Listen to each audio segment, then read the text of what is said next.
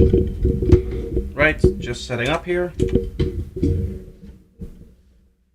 Should be all good. We have this over here. I may actually want to use the modulation thing, so I'm going to try to have my microphone. Now it's in the way of the chat. I think I can figure that out. Yeah. Okay. There we are. Welcome everybody. Today we're just going to do some chill production. I don't have anything to drink. That is usually useful.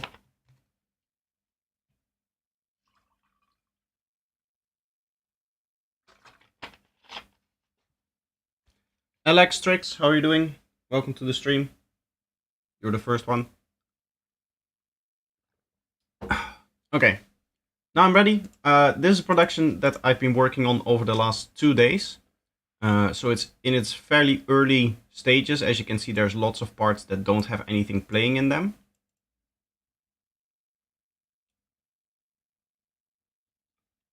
I did record some videos in here. So there's a lot of one-shot stuff over here for a video. There's some sequences that I explained in another video. Virtual Instinct, how are you doing?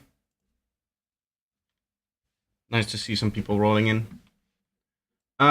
So I'm just going to play it. The intro has nothing going on. I want to work a little bit on the intro today, but I also want to work maybe a little bit on this area today. Include some extra one-shots in there, maybe some cool stuff. It will just have to depend on what we find.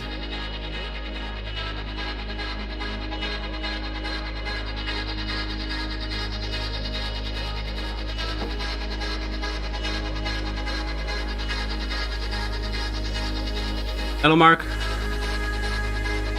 Welcome to the stream as well, nice to see you here.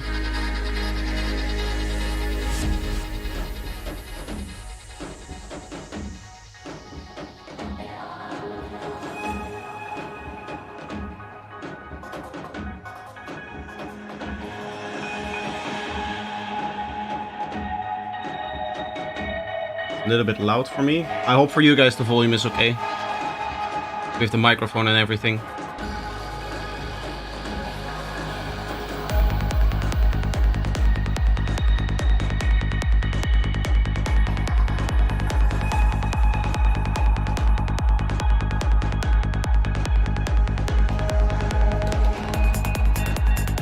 Sly and the family, how are you doing? Not was one, how are you doing? Welcome, welcome.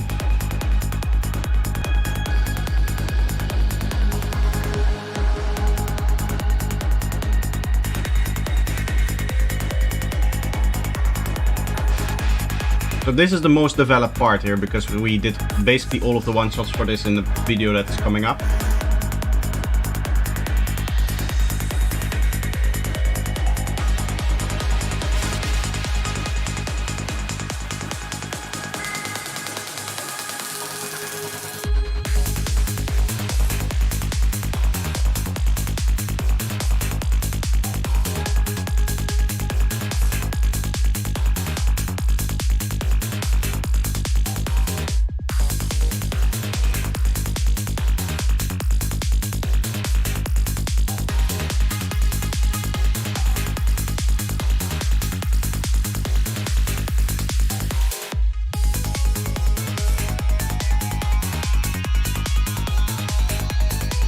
The level is okay.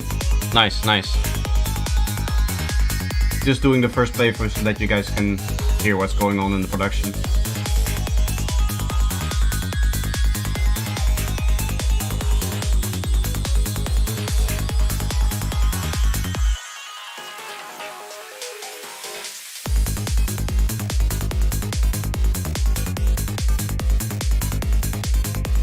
Are you planning to have vocals too in the track? Yes, at some point I'll probably find a fitting vocal for this, but usually it takes me a while to get like the basics of the track down before I put in the final vocal. But because it just takes a while to find the right one.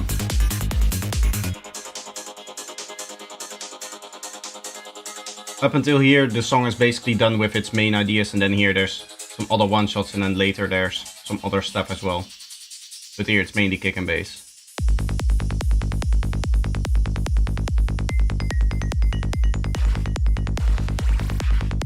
Here's some more glitchy stuff. I don't know if I'm going to keep it this way.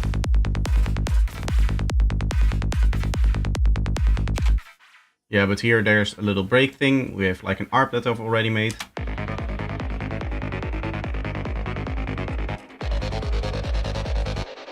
And then it also plays over here.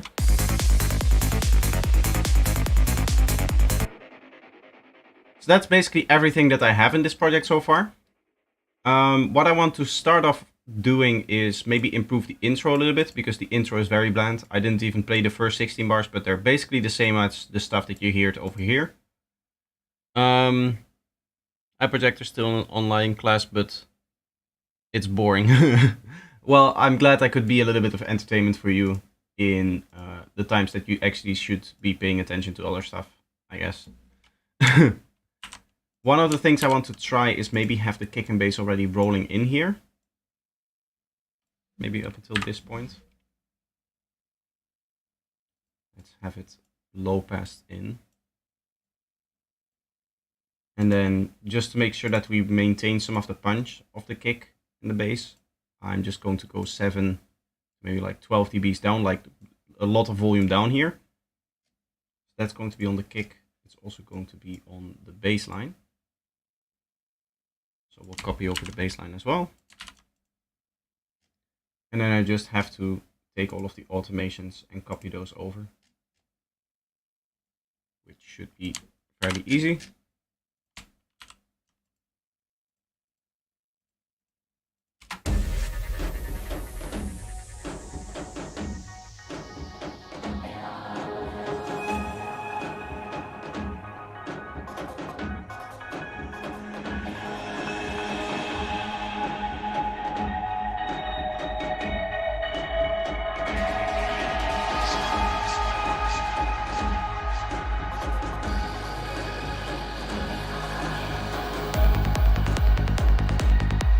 It's not really coming in enough. Let's go maybe a little bit higher here.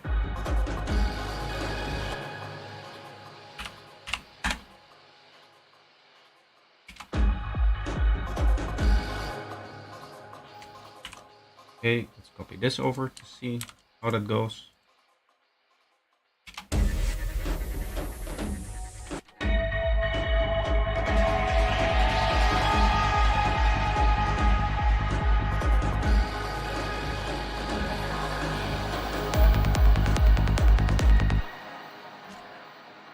I'm quickly going to record the waveform just to see what's going on here. Sidetrans production is way better, yes. Online class in the left here, projector in the right. Nice.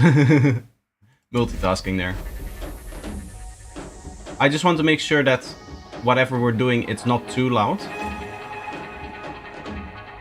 Which I think we'll be okay with here.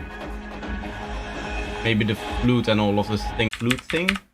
And then some of the one-shots that we may have over here. Like this one. And just take these down a little bit. There's another one over here. There's a lot of one-shots in this particular track here.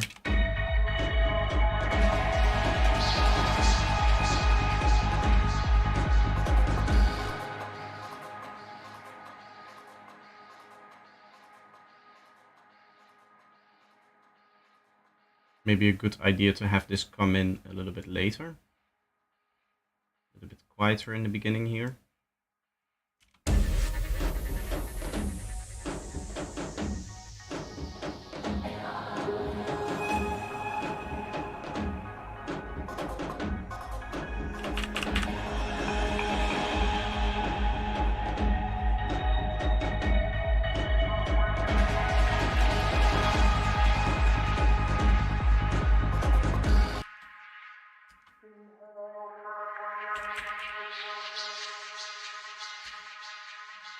That one is also very mono, so I'm just going to make that a little bit more stereo.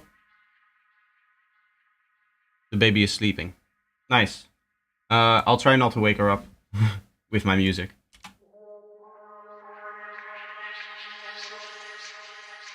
This is kind of like a cool granular vocal thingy.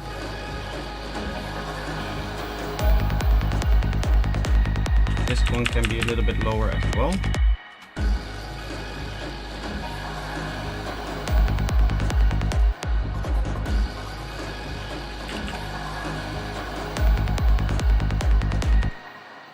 I'll have to check what happens if we don't include this sound over here, because this is a very dominant sound, this like very big stab flute thing.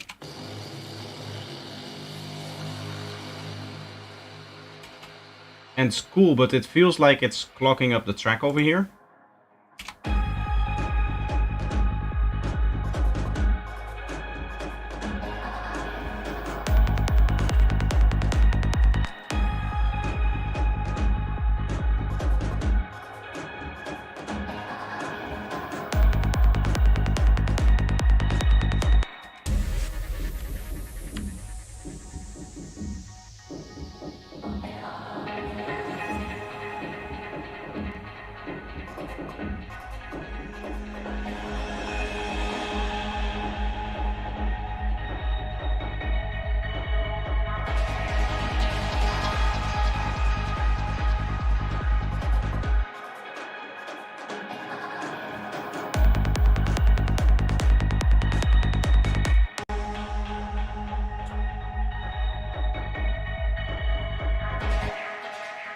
Maybe a little riser instead of the flute.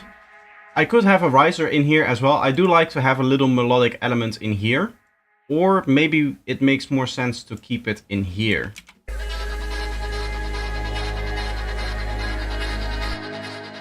But here there's also this vocal already.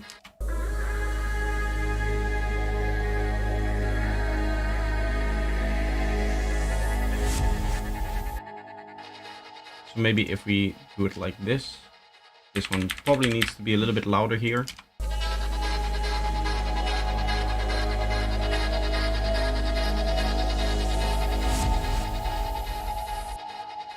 That doesn't really seem to work.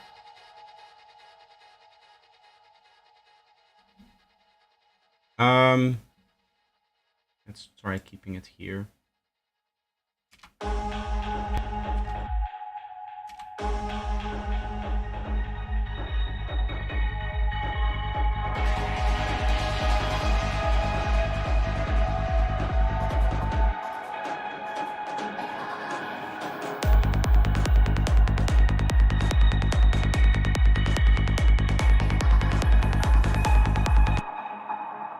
Maybe something like that. It's a little bit better because it's a little bit delayed and now it lines up with where the kick and bass stops. What might be cool is to do a little bit of a fill idea here with some of these, where we just mute out this stuff over here.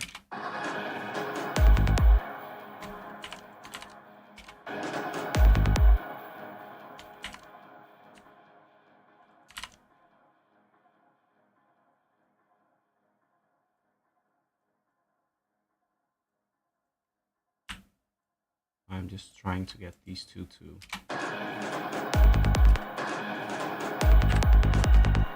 line up like that. And this one over here, maybe.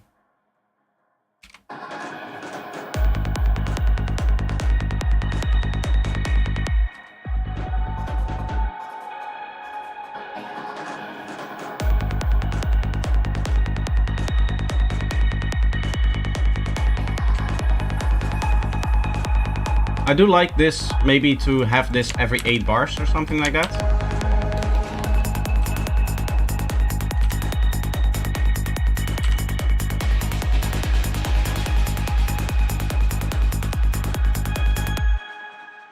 Just to keep it a little bit more interesting.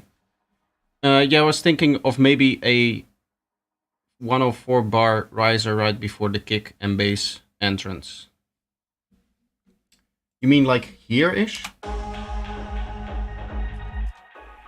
Just before you can hear them, maybe this part here where you first start to hear that riser.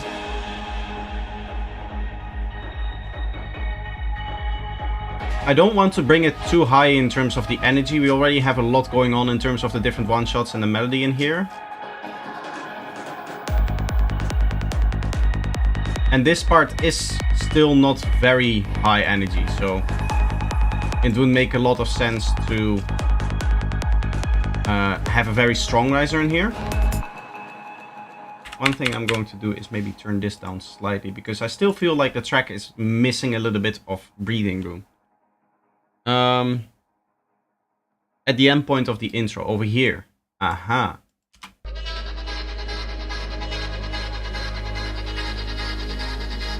We already have like this kind of beat thing going, so that could be cool, yeah.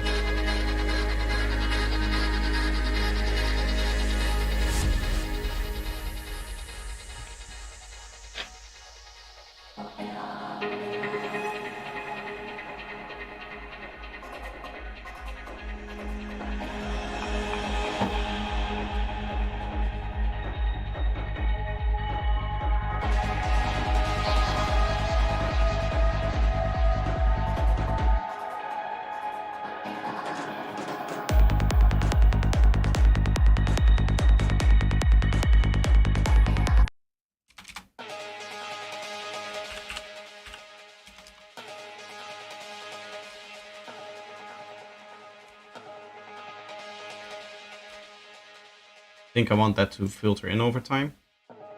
This is only used once here.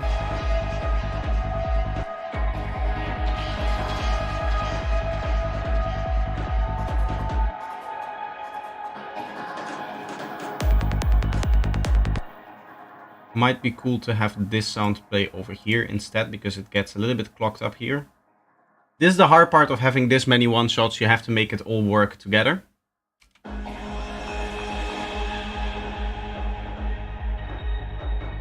Oh, I moved it without its automation.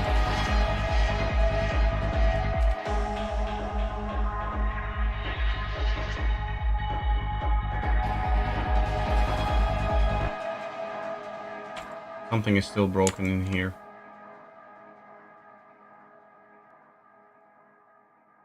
Ah, the auto filter is after the delay.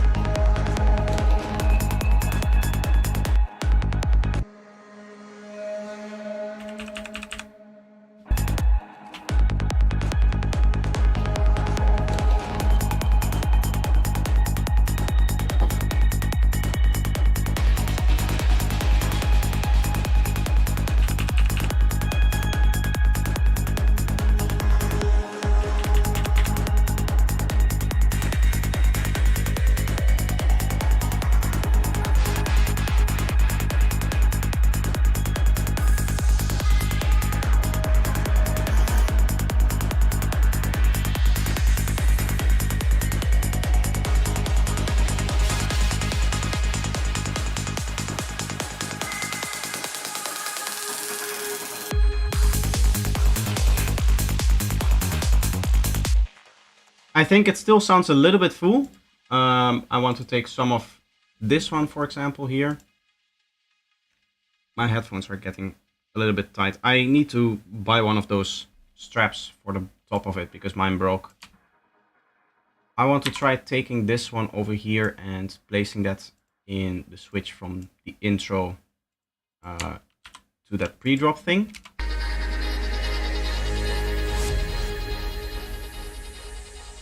A little bit delayed, isn't it? Yes.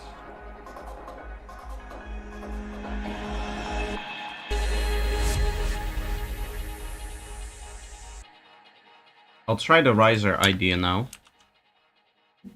because I do think it's a good idea to have a little bit of extra energy coming up towards this moment over here.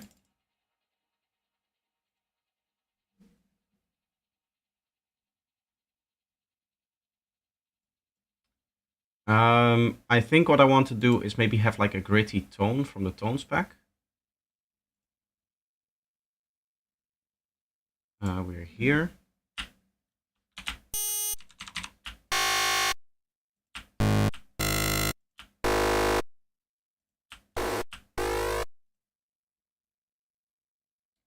Maybe sync it like this.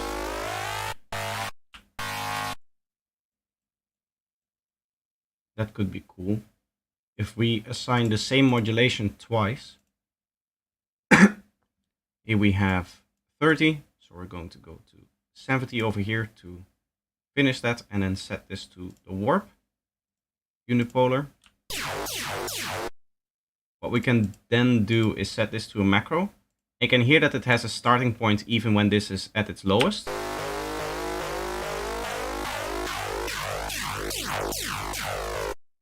But that way you kind of get it up. You can regulate how far the zappy effect goes. Where do you have the waveforms from? This is from my Projector Tone Spec Volume 2. You'll be able to find that on my Gumroad. Let me just quickly go to my profile. It's this one over here. And here are all my products. So you have my masterclass, and then the one that you want is the Tone Spec Volume 2. This is where you find all of those waveforms. I have some new products coming up. I have a new pack coming up actually. This base tables over here. There's a lot of different processes and stuff in there. And there's going to come a separate video on that. And on the 20th of April, I'll start running a sale. So what you can do for those that are interested in that, let me quickly get the link again, is you can sign up somewhere over here. Yeah, you can subscribe to my Gumroad, so then when the sale goes live, you get notified. How do I create them? Well, that's kind of like a secret process of me. There's a lot of sound design tricks that I'm using to create single cycle waveforms like this, whole bunch of different FM setups and that kind of stuff.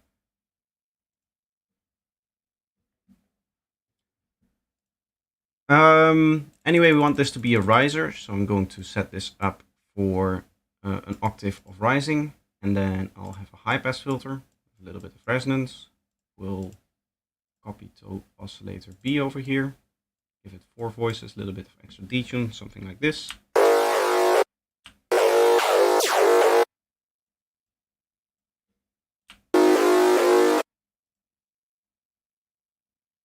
This might be a little bit too aggressive, what we have now.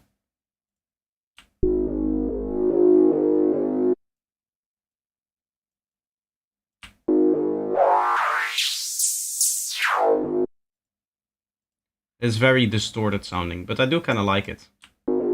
I think we can bend it into something cool. Okay. Really bringing out some of the frequencies there.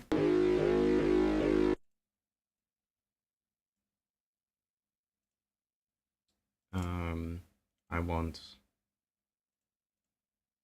this one and this one, so that we can bend it up nicely.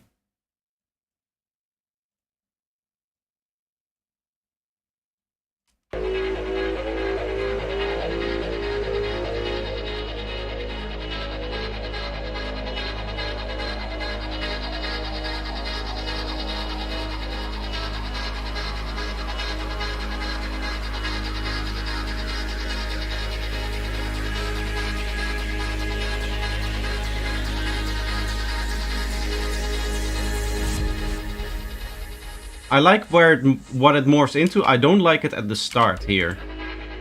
And we have this low tone in here.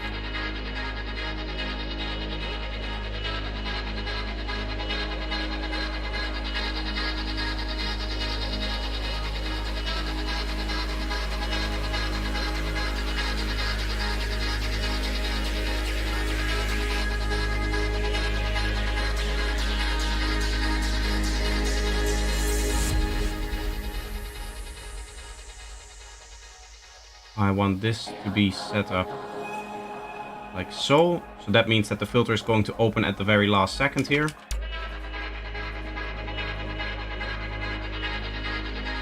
Maybe we even set that to like 50, something like that.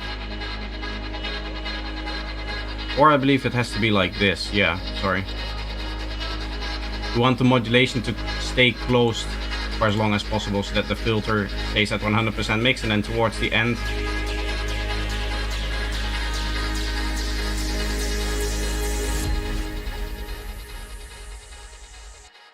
it uses that last bit of energy to rise up a little bit more. I do think it's a little bit much. I'm going to go to like -30 here.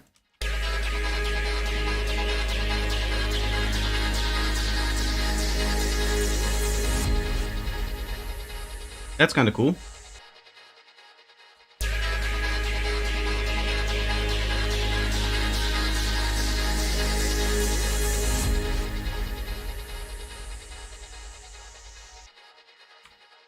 I like that. I'm going to mix that in at maybe like -18 here.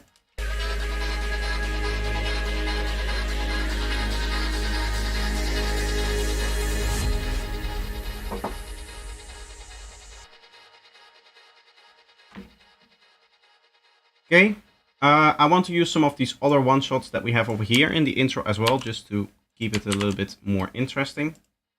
I believe we have some cool flutes and stuff like that, and also maybe some cool synths. I have to turn on this and this.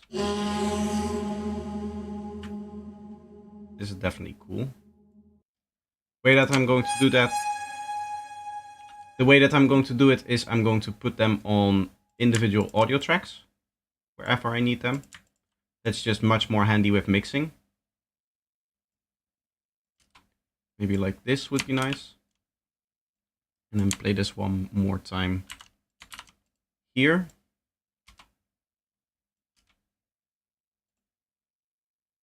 What I might do is this, actually, since this has a nice strong transient over there. Let me add a quick fade here. Then I can take all of this and move it forward so that it's kind of aligned.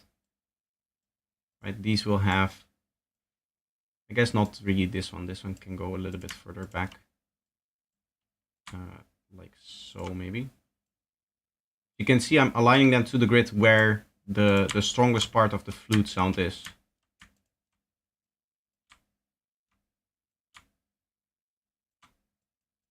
And these other ones over here should be perfectly aligned now. Yeah.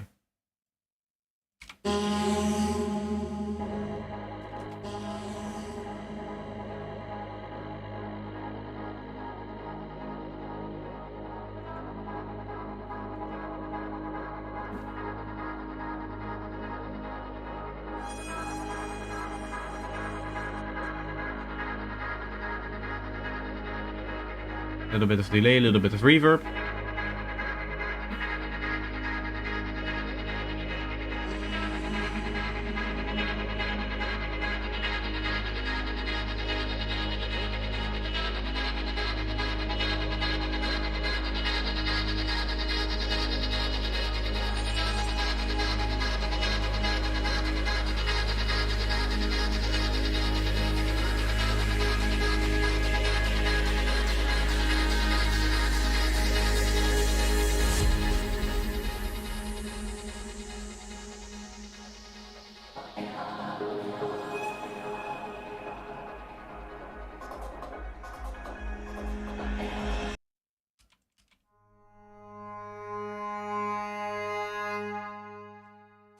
Maybe having a sound like this kind of below where one of those flute sounds happens is nice.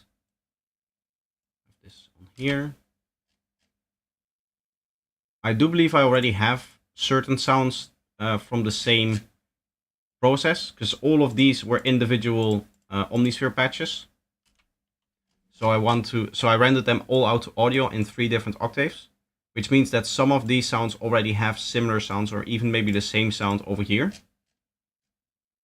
But that's okay. I'd rather have a few more tracks in my project than have everything as compact as possible. I'm going to use these two over here. So these are different sounds. They're technically in a different octave, but I think processing them on the same channel will be okay. I do think that this one may need to be a little bit louder. match that one. In fact, I think it may be handy that we have it a little bit louder than this one over here. So like this. I'll just drag these in. And really, when it comes down to these one-shots, you can often just take like the processing of one of them that you find interesting. Maybe something like this over here. I'll just quickly drop that on one of these. This does have some kind of automation somewhere. So we'll just find that. And that fits neatly over there.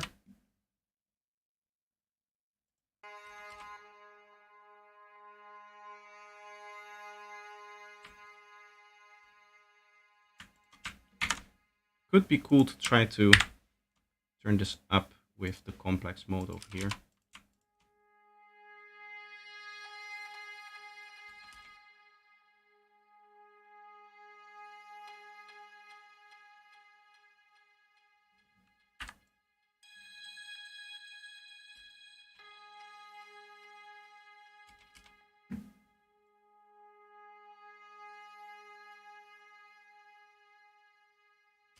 Complex Pro actually handles the audio differently if there's a cut in there. Did you hear that? It first had a bleep sound in there. We can just copy over the processing from this. The whole thing, please. There we are. Hello, Davey. Welcome to the stream. Hope you're doing well. For this, it should be easy.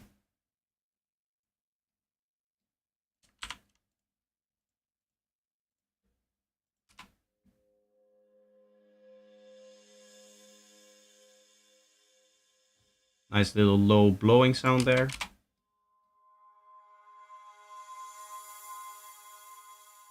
This is a bit of a sharper one.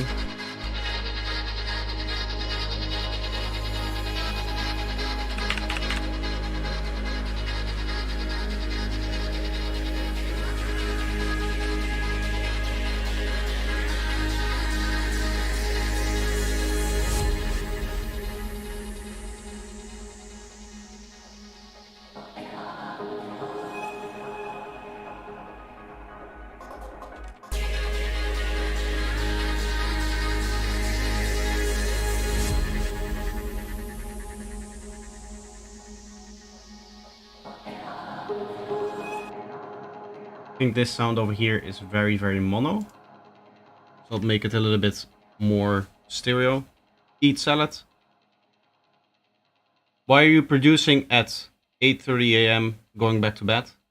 It is, yeah, it is 5:30 p.m. for me. I'm sorry that I'm keeping you awake. Or preventing you from going to bed. If you want to watch the stream.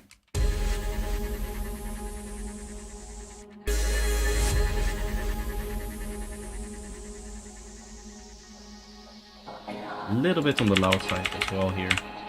Now that we have so little going on in this part. I do like it that there's like an actual pause here.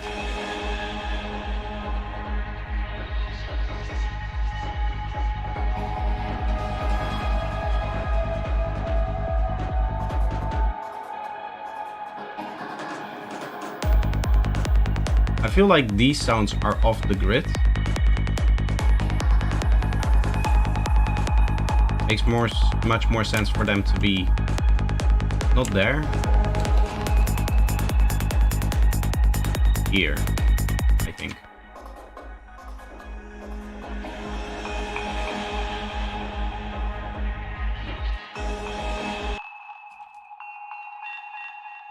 This one is a little bit loud. Here we also have two different like atmospheric things on top of each other.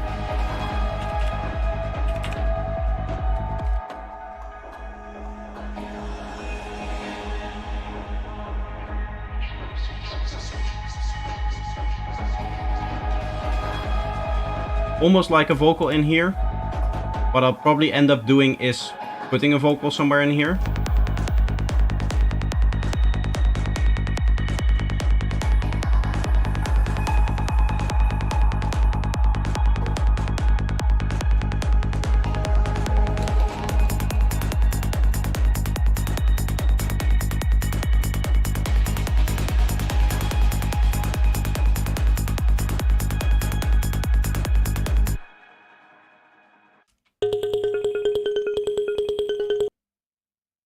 very fast percussion there. Some crazy synth sounds. Maybe this is something cool.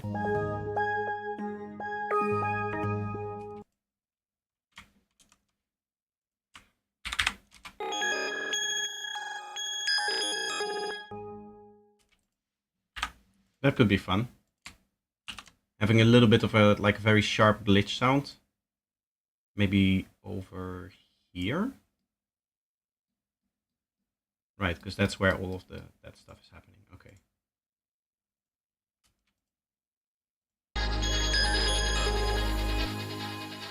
Let's stereonize that a little bit. I don't know if I'm going too fast with all of the things that I do. I like to work fast personally. I like to jump from sound to sound. And that's kind of how I just produce. But maybe I get too much in the flow of things and I don't explain things well enough. If there are any questions, of course, feel free to ask, I think I should say.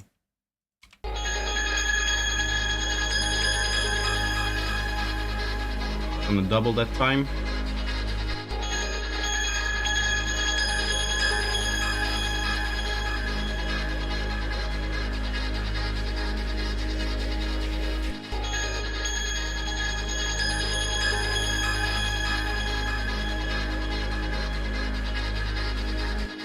Nice big reverb to really wash that sound out.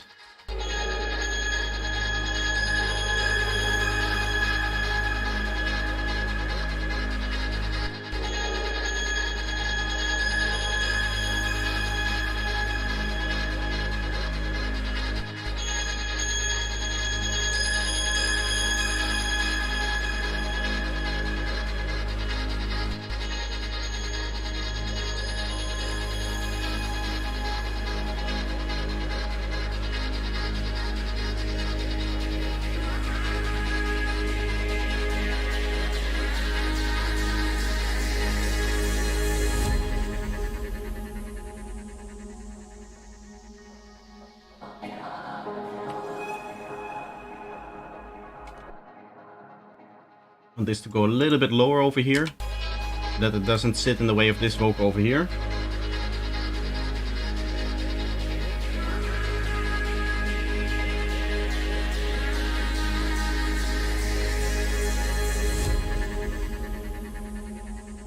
I like that. I do think that these are still a little bit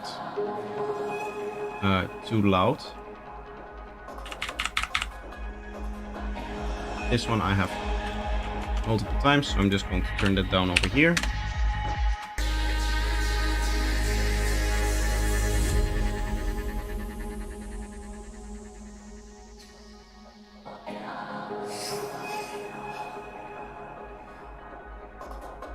I seem to have some kind of trance gate going on still there in the first 4 bars of the pre-drop. I can see if I can locate that and if we can remove that part, because I really want the separation between the intro part and this pre-drop part here.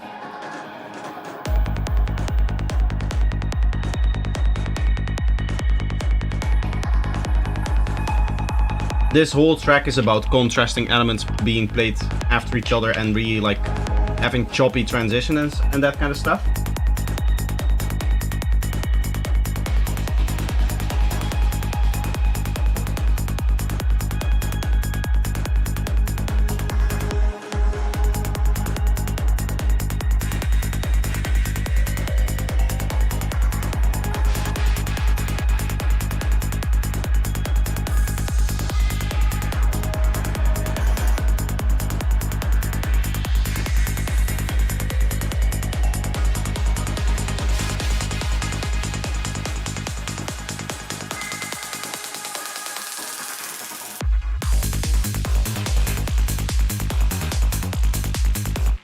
You can hear that contrast in there as well, so that's really nice. I do think maybe it's not a good idea to have these play so much. I do like how it sounds, for example, over here.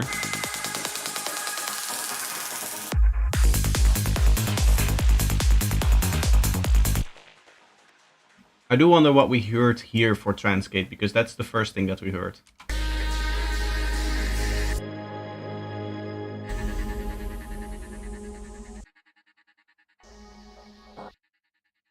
Ah, that's this thing over here. I'll leave the automation. I'll just turn the transgate off to see how it sounds.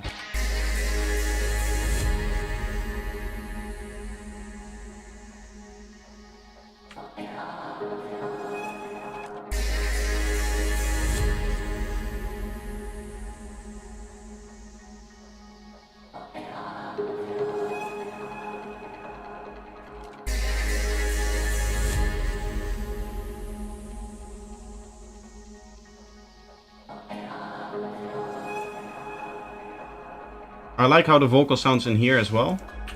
I could try toning it down a little bit in here in terms of its volume.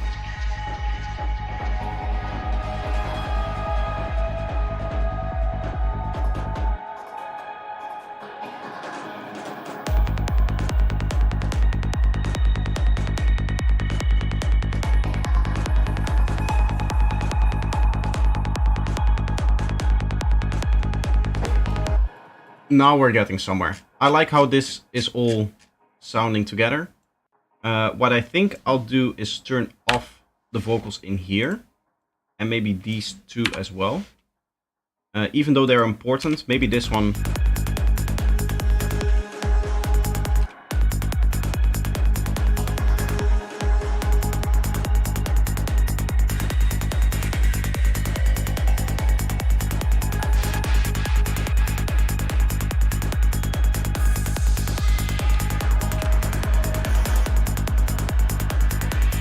I do really like how it sounds over here, but I could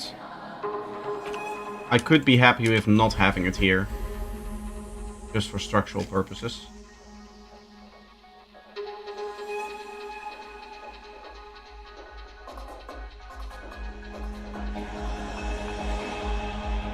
A little bit of a bigger reverb on this. I like how every time that I make a change, there's a detail that comes behind it that is like my next thing to change or to improve.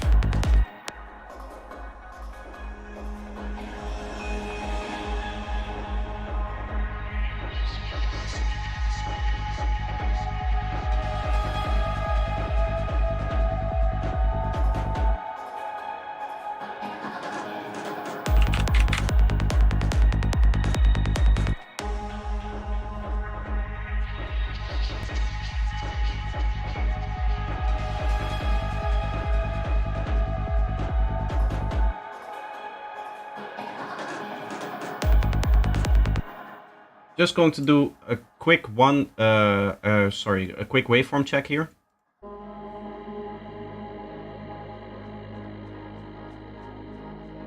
Probably want that growl sound that is sitting in here to be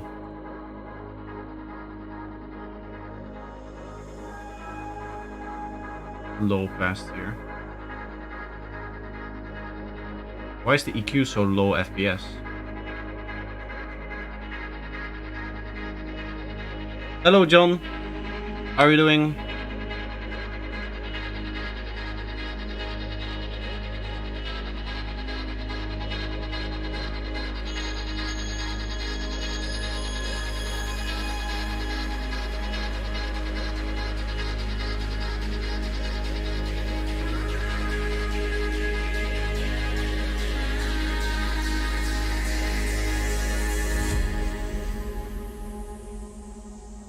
That's like a nice building up kind of idea. And now here we stay a lot softer, which I like.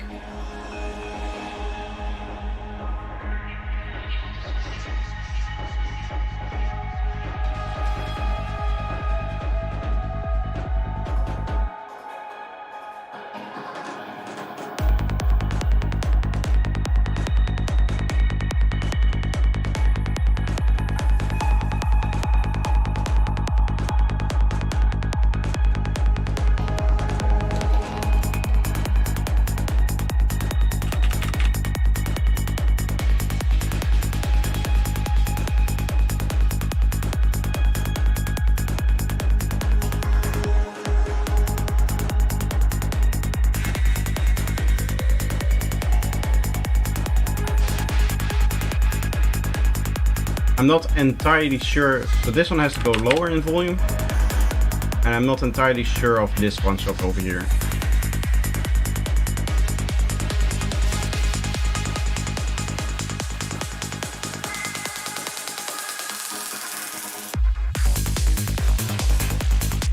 I do think I want the big flute in here as well.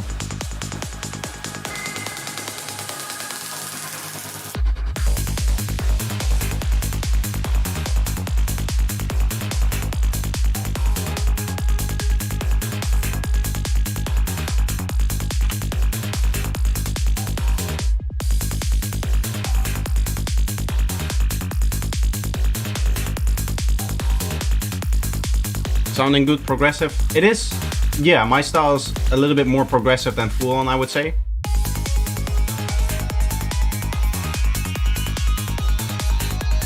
Although I do like some nice long drops as well, which you often see in full on as well. I like small little breaks. In this case I do also have one extended break here, but not two. So it's kind of in between, I would say, in terms of the style that I'm going for.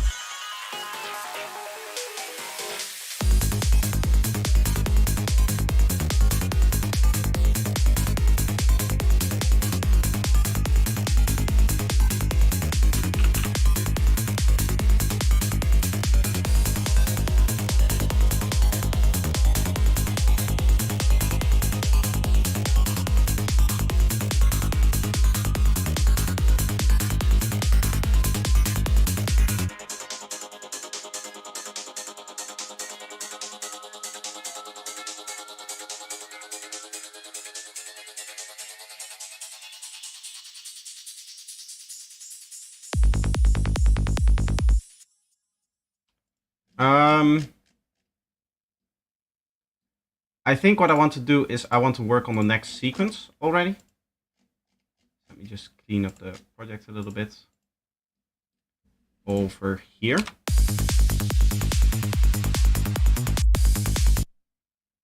Sometimes when I accidentally hold control, when I pause it, it immediately starts playing again. It's fairly annoying, but I like to hover my finger over the control and the spacebar while I'm producing, because those are the two action keys that you use the most, and you can quickly go up to Shift and Alt as well.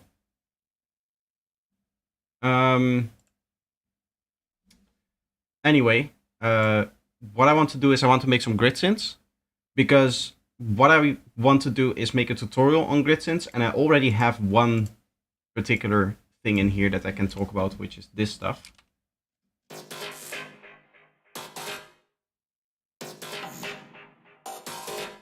Some very cool sound design going on in that part over there. We also have these things, actually.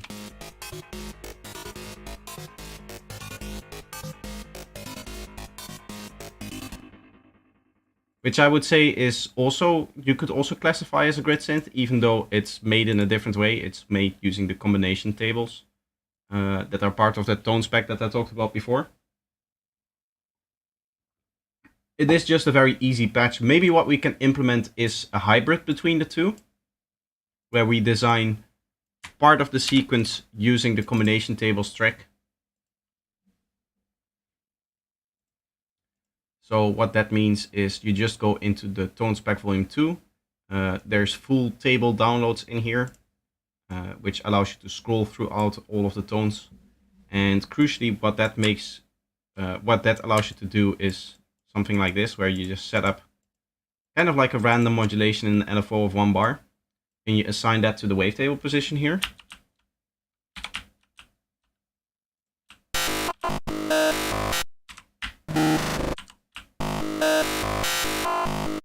Let's give it some detune here. And there's going to be a few that you may not like, so you can move it around.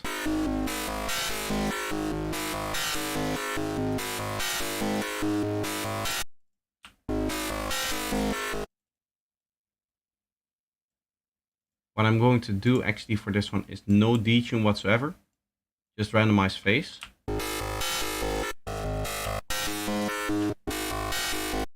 That's always going to sound nice and wide.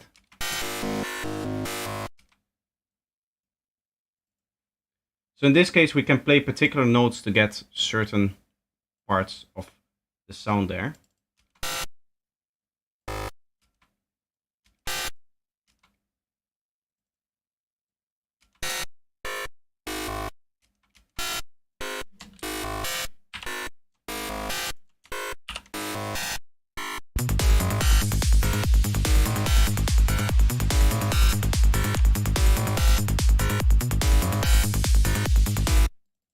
That's already sounding nice and strong in terms of the effect or the FM sound that we're getting out of that. I like it. What could be cool is a little bit of extra variation in this.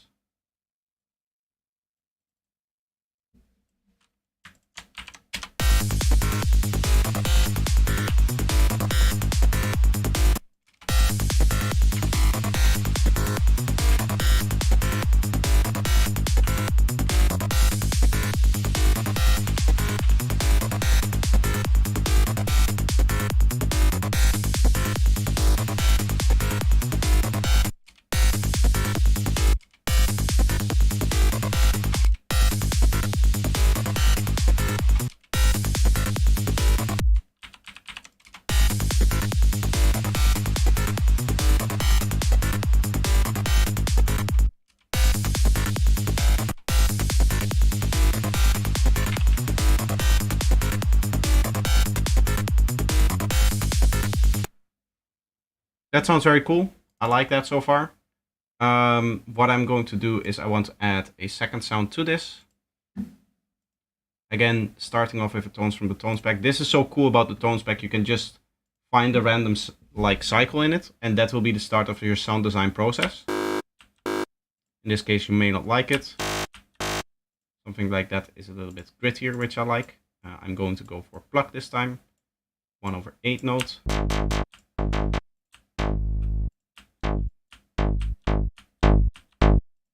I like that, but I want a little bit more bite, so maybe some downsampling.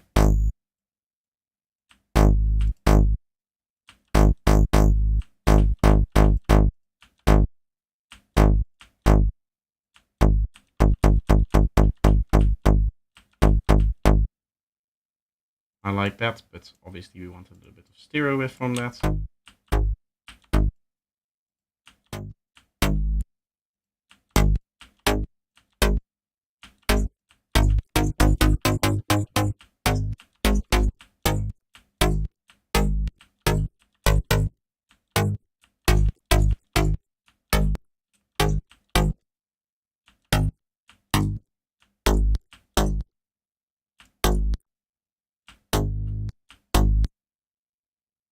Why does it suddenly stop? It's because I'd like to put this on the volume.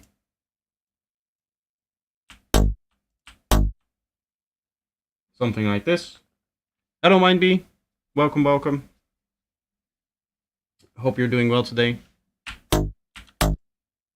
There we have our nice plucky, attacky sound. This is something that Mindbee would love, these kind of synths here. He uses them in his tracks all the time.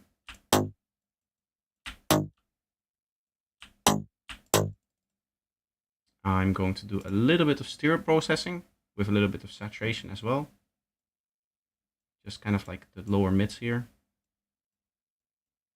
And then excite the higher and then the overall signal bit. So you get something like that, sounds a little bit more stable. And then finally we will clip it off here.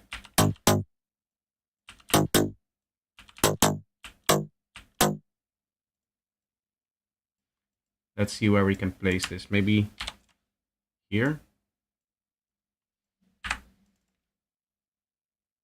Sometimes for my grid synths, when I play different notes in different parts, I'll leave it like a whole sequence. But sometimes I also like to just have individual clips in here, because then it's easy to move around and try different things.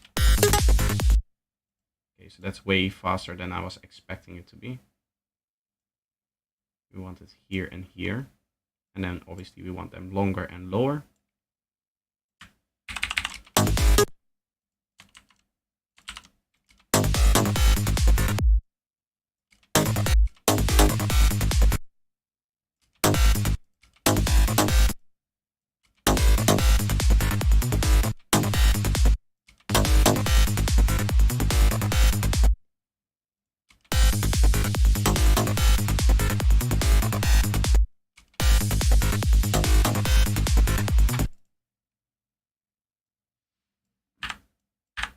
I'm thinking of changing up the pattern to a 2-bar pattern.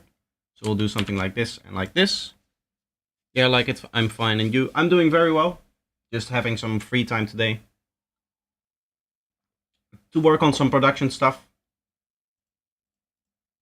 This is actually in preparation for a whole bunch of different videos, so I'm trying to get some of those ideas out as well. Another thing we can try is like a classical squelch in here, because that always works well with your grid synths. I believe I even have like a cool patch for that from the Future Phonics stuff here. Rough Night, I think. I want to turn off delay and reverb on that probably. It's a bit noisy.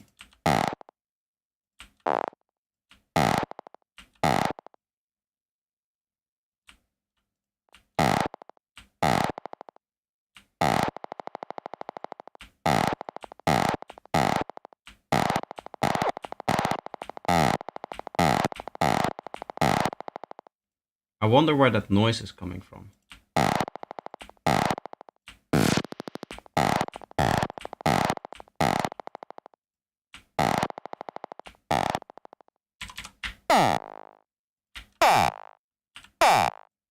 Is it this release over here?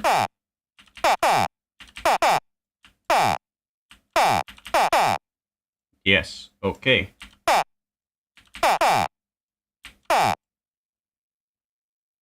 So then over here I want to try a squelch. Rough Night and Uwa. Yes, those two are very nice. I use them all the time.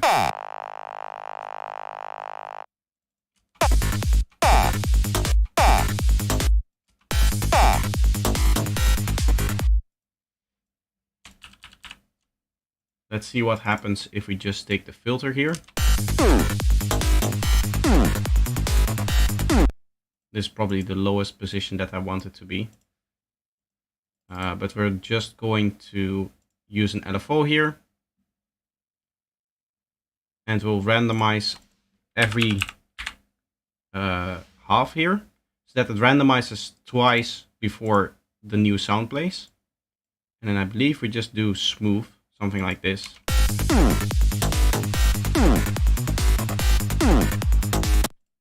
Map that to here, of course.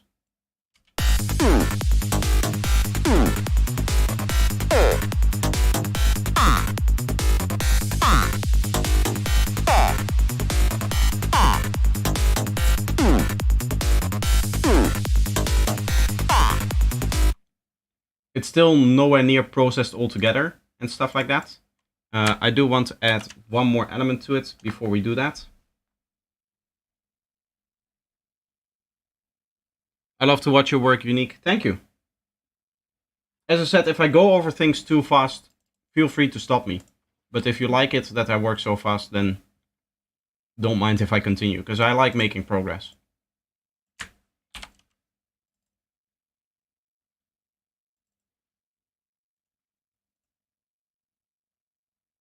I'll go with just like a final plucky sound over here. Maybe this is like a very zappy waveform.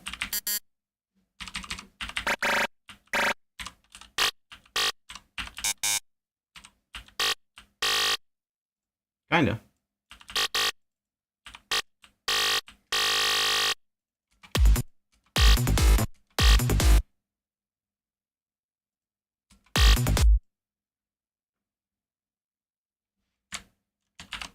I'm gonna duplicate this over just so that we can make like a multi-note pattern thing out of this.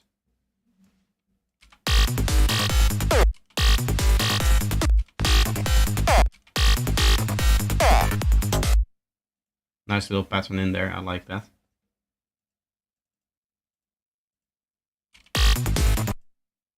Oh, I want to stay in the tones back.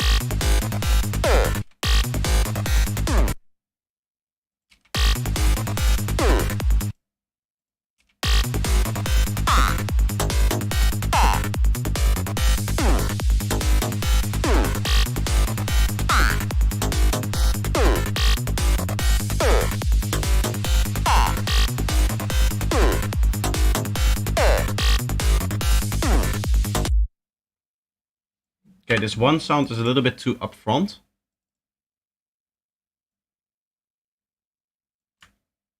Maybe if we turn that into 16 notes here.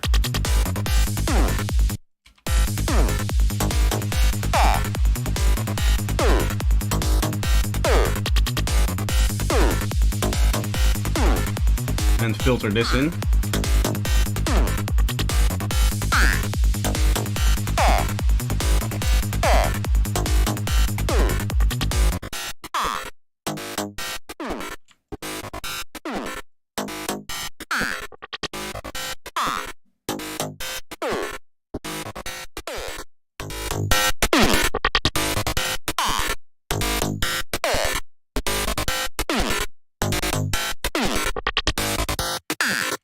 Just really trying to take out all of the dynamics that this sound may have had.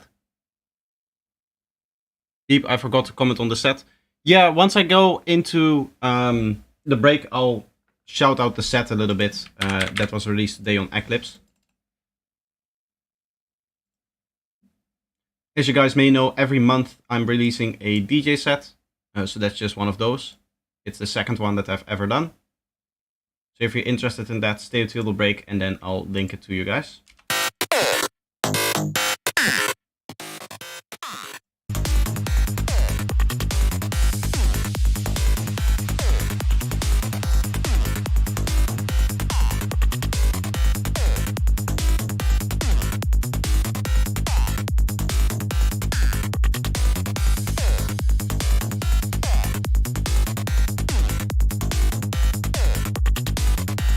I'm not a fan of this one over here.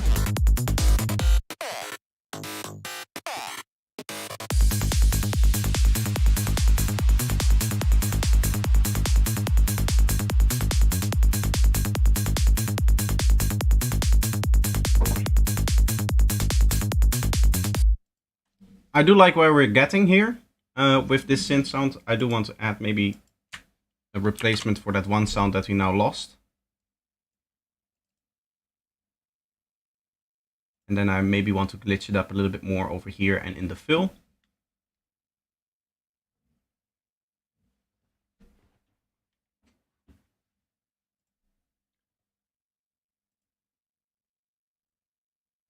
I think one of the best ways to make these sounds is actually to use kind of this technique to find the right sound. You could click through them, but you could also do it like this.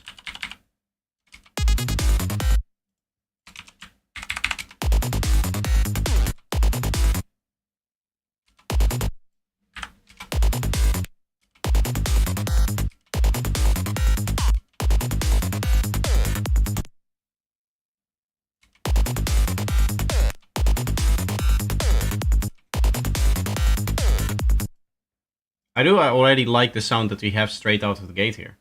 Of course, you can play around with it.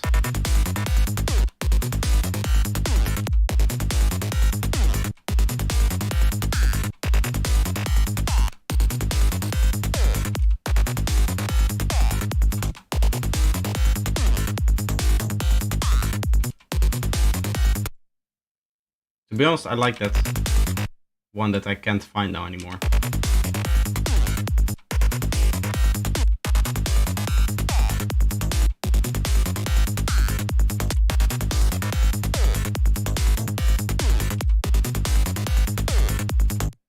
I like this one and I like the other one.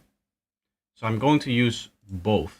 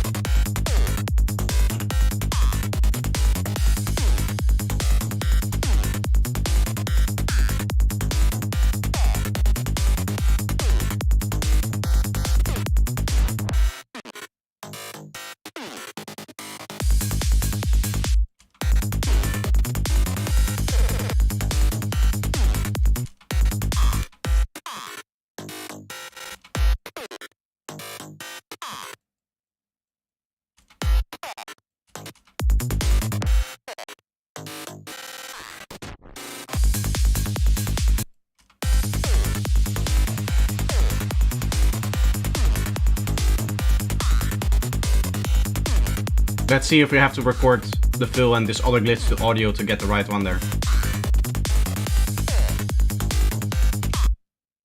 For this one, I don't like the seed number.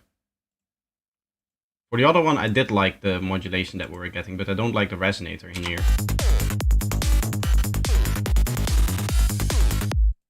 I do like that one over there. I'll have to set this to the right size. Now, just by chance, I've already done this like twice in the project, so I know it's 963 over here for G sharp. And of course here we just set G sharp. So now everything should be in key, whatever we play.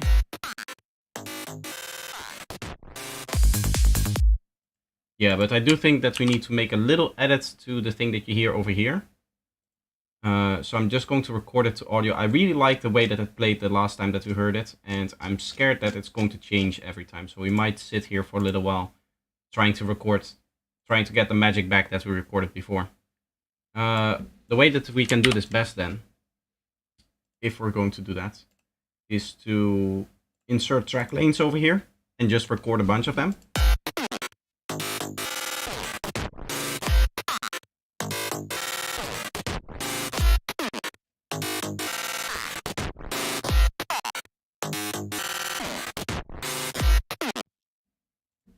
Okay, so now what I can do is I can just,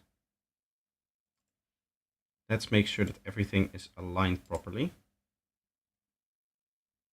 Quantize settings, yeah, maybe 1/8 for all of these.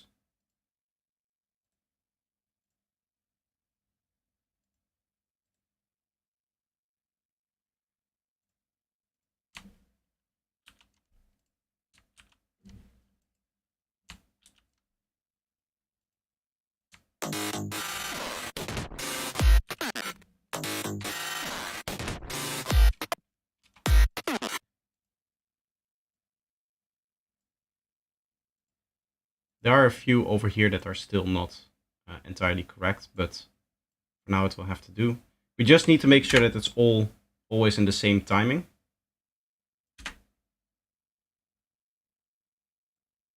And I'm just going to take a few of these over here as well. And now what we can do is just delete this whole bit because we have no delay, no nothing like that.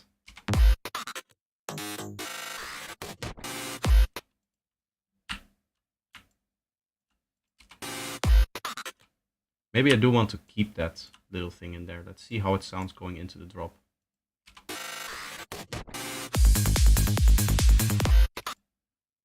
I do like that.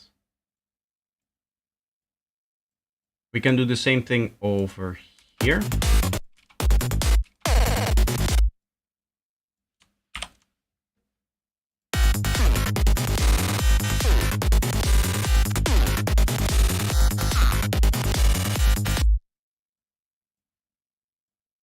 Okay, I liked this one, and this over here.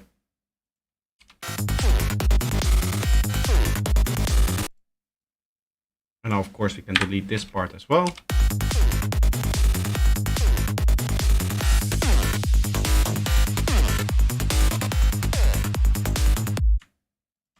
Let's group all of this together. What I quickly want to do is consolidate this, so I know that the volumes is just right. This is minus 14.9. This one is a little bit louder, so this one will be a little bit quieter throughout the whole thing. Of course, this has to then go to minus 15. Oh.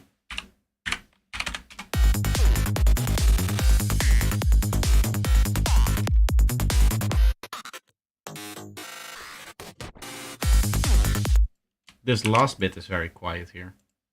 Let's give this 2-bit extra.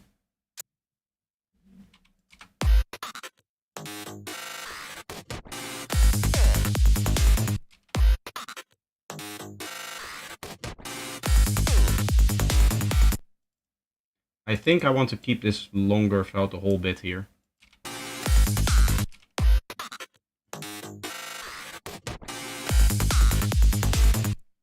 Okay, so now that both of these are set, we can set these both to 0.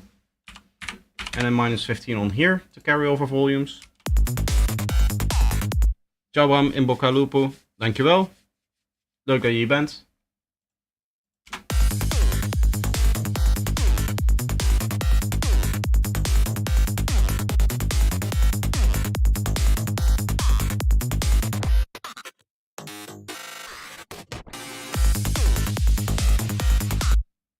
It's a note high.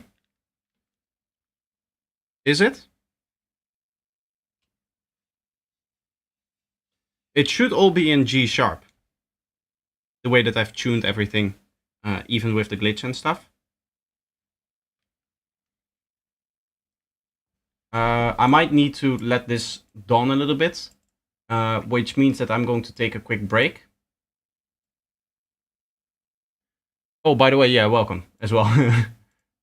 Nice to say that as well. Sorry. I'm going to take a quick break. What I want to do in the meantime is I want to play you the start of my first or my second mix, my second live set, right over here on Eclipse. You guys should be able to hear that.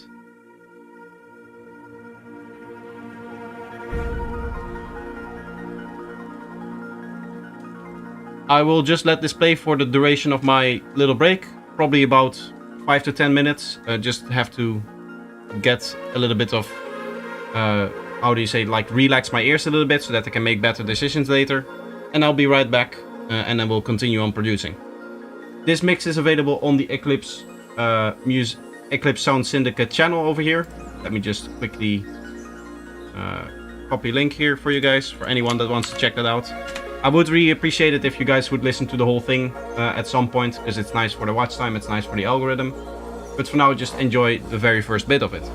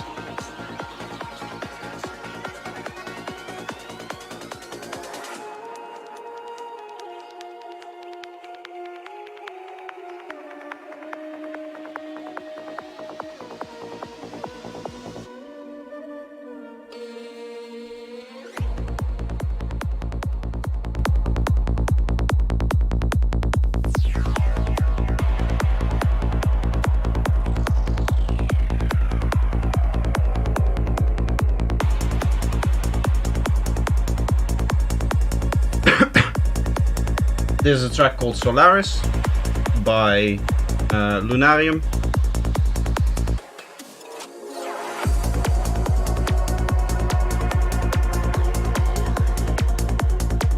By the way, all of the visuals were made by us as well.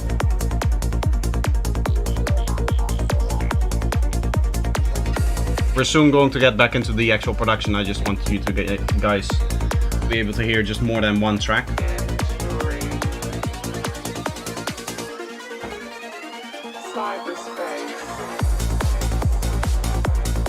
We'll listen to this final segment of the drop and then we'll continue producing ourselves. And then in the break we'll continue from where we left off here. I'll just leave it paused somewhere.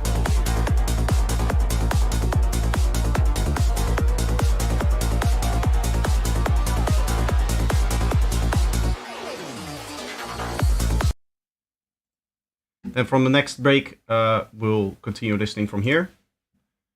What I want to do next is I want to make a sequence for this part over here.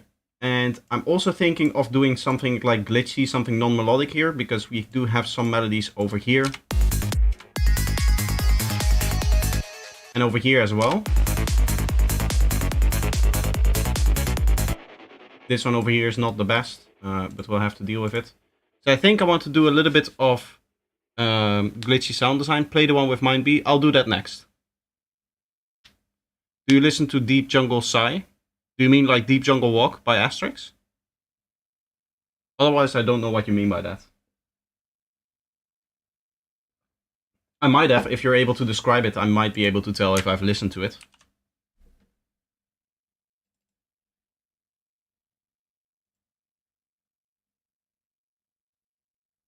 What I think I want to do here is make like a combination of sequences. I want something glitchy, first of all. Like a very high, maybe FME glitchy kind of vibe that I'm going for. So we'll start off with basic shapes, because that's usually an easy way to start a setup like this. I can unsync it, and if I quickly get the frequency of the key that I want, 5191, we can use this in an FM setup.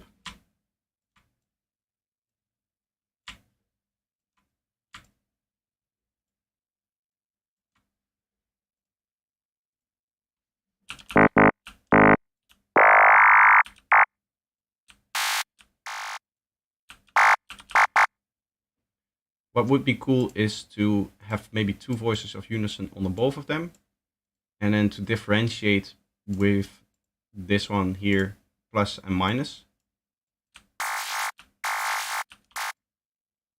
That's kind of cool. We'll pan one left, one right. What I do want is some note on random action here.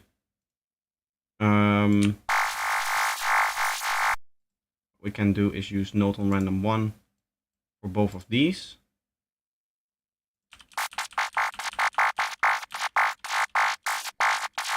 It kind of seems to control the sharpness, which I really like.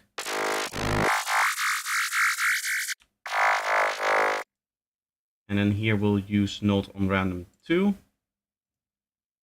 to set the X value kind of like this. I need to do the same over here.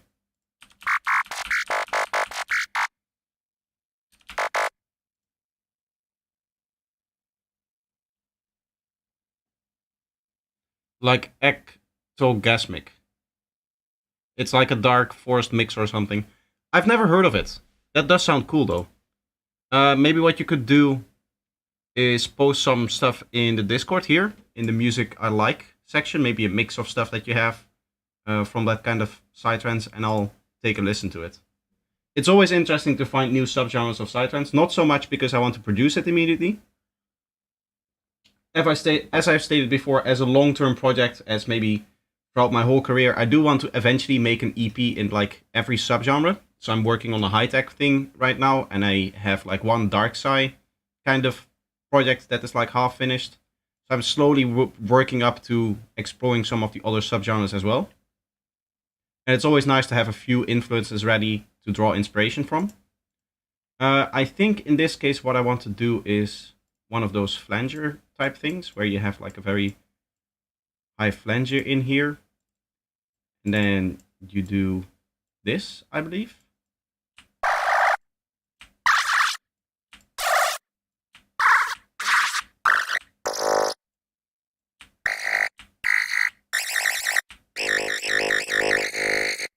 Sounds like an alarm. Okay, then I don't know exactly how it's done. I believe we want... yeah, something like this.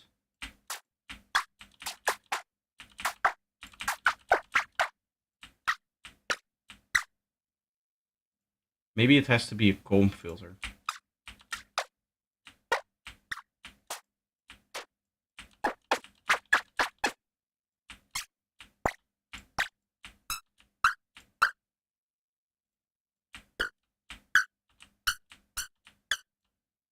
Or does this also have to be...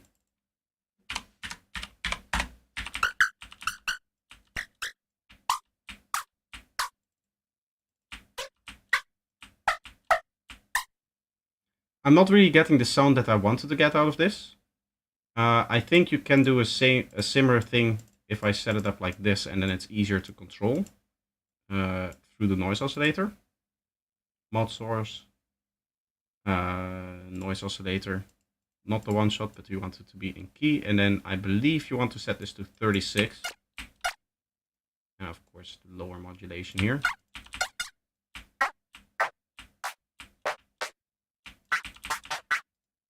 Not really getting the kind of vibe that I'm after. Let me quickly check the patch that I'm trying to partially recreate here. Every subgenre, that would be 1,000 plus tracks. I know it's just like I go subgenre by subgenre and I'll see how far I'll get. And it just allows me to explore every interesting subgenre that I find inside of Psytrance. Pure Glass over here is, I believe, the lead sound. So this is set to a comb filter, right? It's set to the phaser. Aha. And this comb filter is, I believe, set static then. Filter cutoff is the mod wheel. And note on random here. Yeah, okay. So then we need to turn on the phaser. We have to set this to plus 48. I believe it is what it's set here. Yes. Okay. You can see feedback almost all the way up. I'm just trying to kind of copy the idea of this patch over here. And then this has both a note on random on it, as well as the noise oscillator. And the noise oscillator is set very low in terms of its modulation. You can see 9 over there. So 9 and a little bit lower on this one.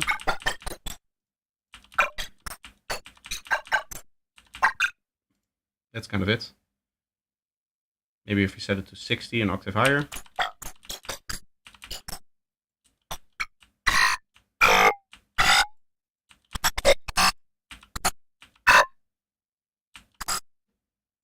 It is maybe clipping a little bit.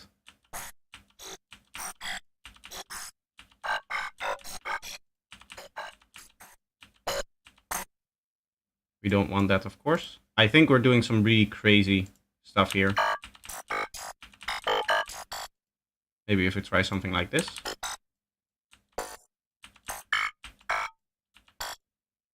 Okay, so what I want to do is generate a couple of notes in here.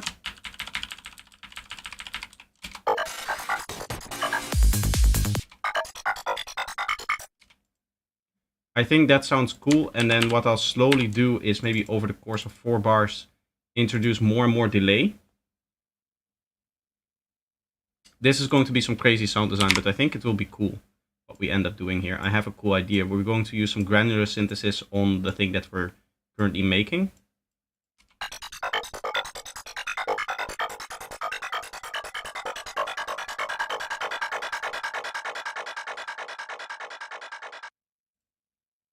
Okay, so we'll let that ring out for 4 more bars, and then we can freeze that.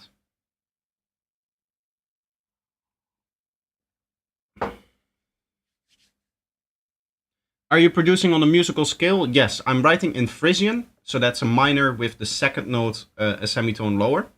And in this case, I'm writing in G sharp. So it's essentially G sharp minor, but if you have the minor key, you can see that this note doesn't exist in the normal minor key. Normal minor would look like this. So I take the second note of the scale and just turn that down a semitone, and then you get to the Frisian scale, is what that's called. Okay. So now we should have a sample over here that we can try to do some cool stuff with in a granular synthesizer. So this preset we can probably leave in here and maybe do something with as well. We're going to use the granular stuff inside of Faceplant. We'll make a cool granular patch out of this. Let me quickly put in the granular oscillator. And then I believe I can just crop clip here and then, yeah, drag it in like that. Perfect. And now we should have something cool here.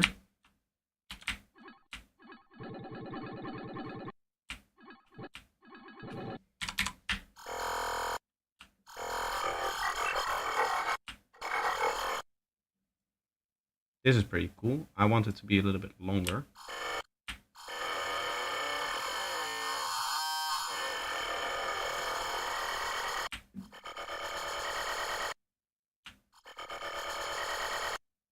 It would be cool to randomize the position a bit more.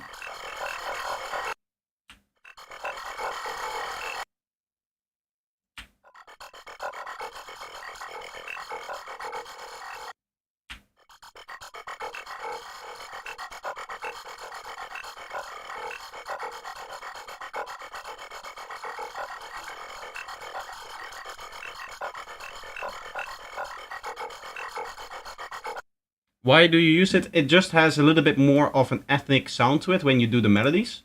So for example, this melody over here.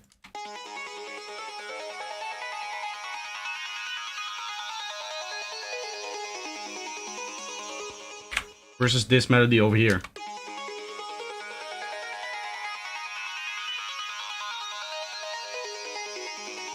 This sounds a little bit more euphoric, whereas this sounds a little bit more mystical, I would say.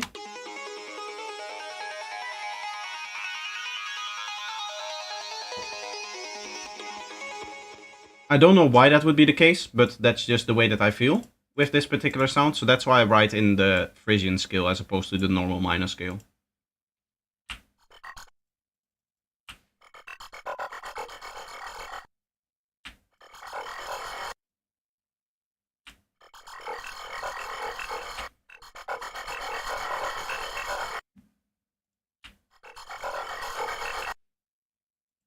I like that. I would like this to pitch up.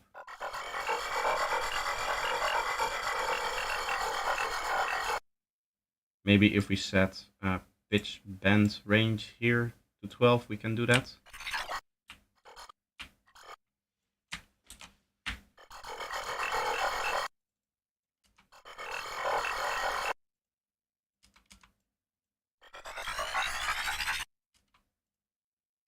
You don't get what I wanted there. I think we'll just have to do it over here with a macro.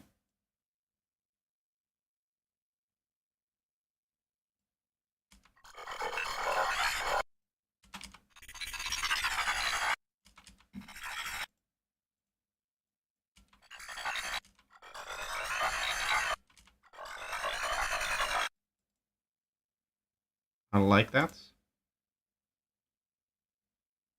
Thanks, I didn't know that. Oriental scale are... Oh.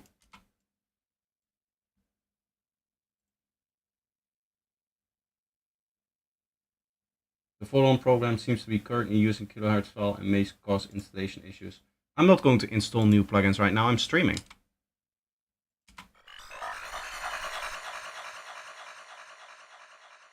It's not really the kind of vibe that I was after with the pitch change.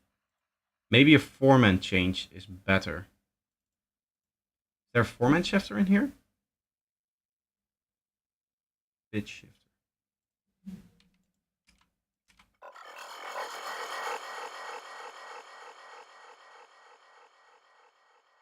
I do like the sound that we're getting out of this. Frisian dominant, Hungarian, and some gypsy skills also work well too. I don't know too much about like music theory and stuff like that, so I cannot pitch in on that. Hey, you see what I did there? Pitch. I cannot really weigh in on that conversation.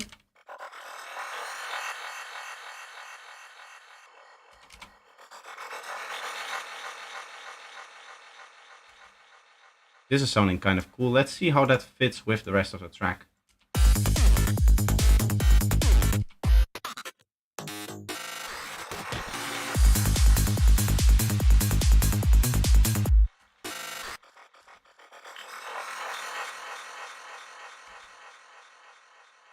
Maybe a little bit of transcade to just bring it back.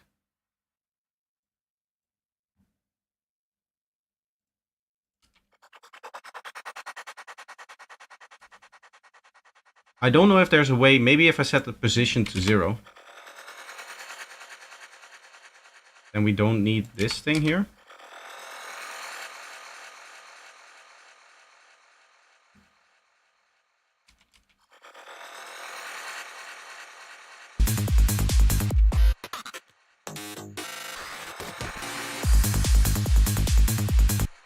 I feel like this isn't as snappy as it could be. I have set it to be like musical. What if we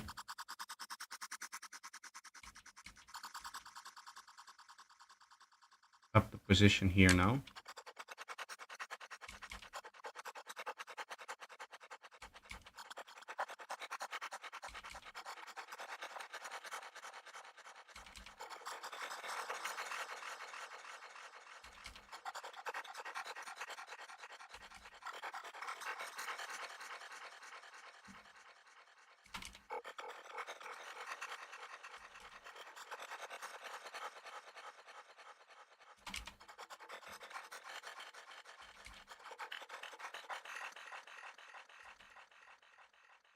We're getting some nice glitchy sound out of that. I do like it. What I'm going to do is something like this. And then we'll go down again over here. I'll have to set the notes to the start here.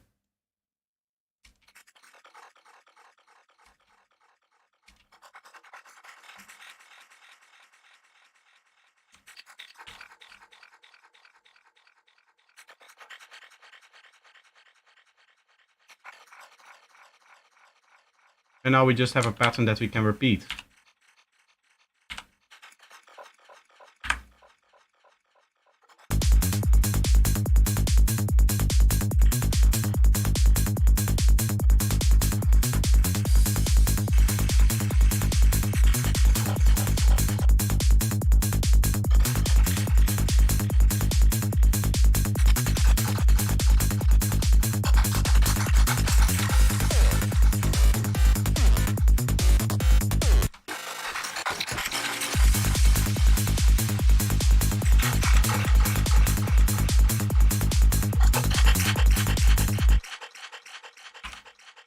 I think I'm gonna do alternating like this instead. Meaning that the M transformer automation is going to look somewhat like this instead.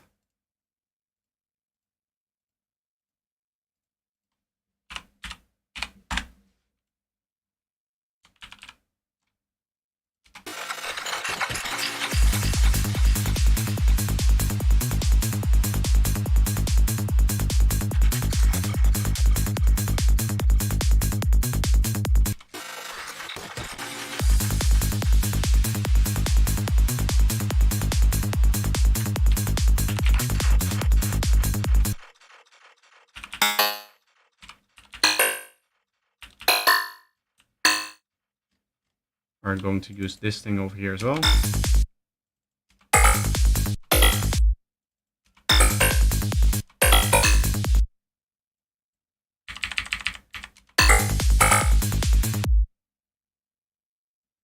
maybe have this one an octave higher, the first one.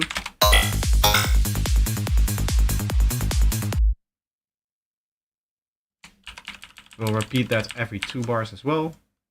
I'm just kind of building up all of the patterns like this. Your kick and bass is mixed to perfection. Thank you. I'm really happy with the cohesion of the bass line, actually. This is going to be a little bit of a preview of a product that I have coming up. But I essentially have this bass tables pack over here, where I have a whole bunch of different wavetables. You can see different curvatures, different frequencies. You can imagine how many different things there are in here in terms of wavetables. There's actually 3,000 divided over 3 categories over here. And with my preset, I can just take the preset, take in one of the wavetables, just select one of the wavetables from the no sub category, and whichever one that I choose, I can just test it if it works. Each wavetable is actually made out of like 8 wavetables, technically, in that it's 8 files, but they all kind of contain one continuous wavetable. And this is what allows me to get the tone from the kick and bass, together with some other tricks as well, in that I am lowering with the notes that I'm playing the level a little bit to make sure that they're all level matched. So that's the difference in this patch. And the other thing that I've been messing around with is the phase of the sub bass in regards to this thing over here. So there's a lot of cool stuff going on in this bass sound. I'm glad that you think that it sounds nice.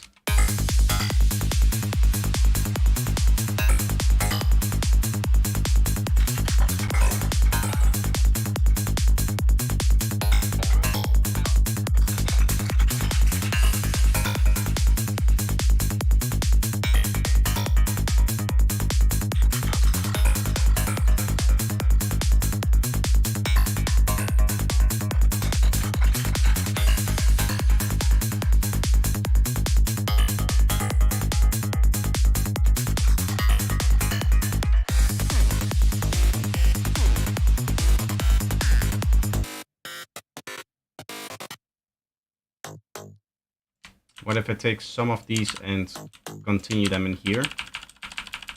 I don't want to continue all of them, but maybe also the squelch is a good idea to have that.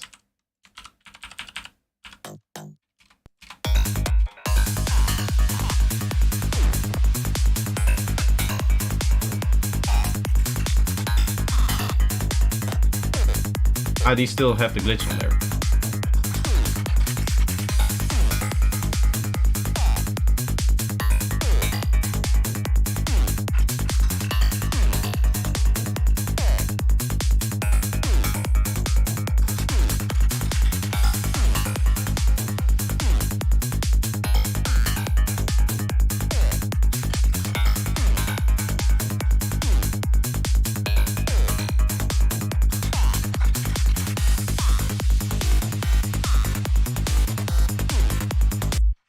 Here we have a lot of stereo material, so I want the squelch to be more mono than over here.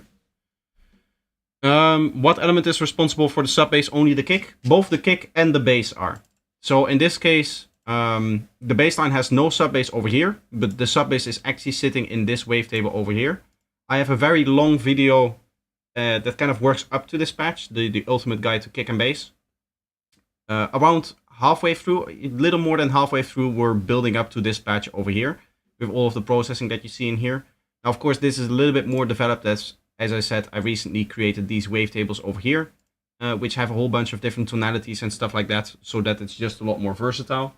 In the original Ultimate Guide, I just had one type of wavetable, the M3 from phase processed normalized wavetable that I see, or that I sell in my wavetables pack.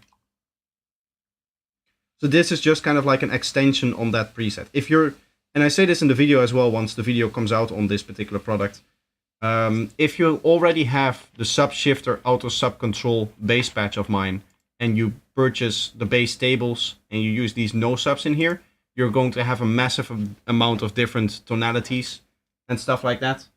And you'll be able to basically create your bass lines in this way, get any tonality that you really want.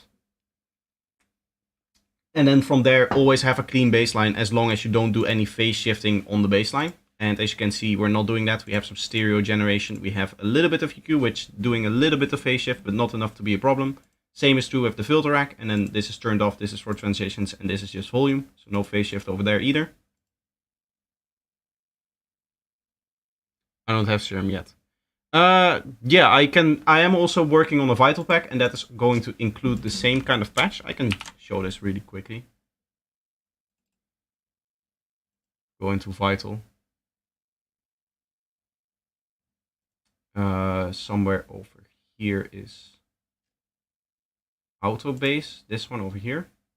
This is going to be a very similar kind of patch. As you can see, it currently uses also the freeform phase saw processing normalized. What you can do is, again, in here, go into the base tables, no subpart, and then you can just scroll any of the processes in here. This is actually faster if you want to audition different ones.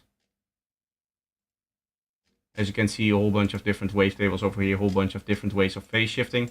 And as I said, these are just resolutions. So in the beginning, there's no phase shift whatsoever, and then it slowly just creeps up to having all the phase shift that you might want.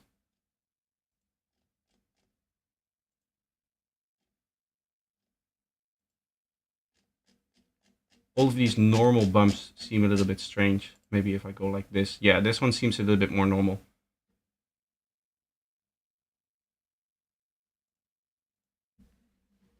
Anyway, that's that patch over there.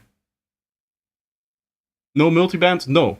So that's the whole idea. The processing is already captured in the wavetable so that I don't have to do multiband processing, and therefore you don't have to resample your baseline. Because the problem with multiband is that you have to resample. You're getting my vital pack. I don't have the vital pack out yet. I'm still working on that. That will also come out together with the base tables pack. And then from the 20th, I'll be running a sale. What you can do to keep up to date is go to my Gumroad page.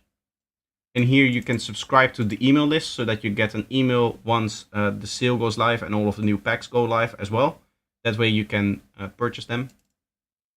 It's an easy way to stay up to date with all of my products in that regard.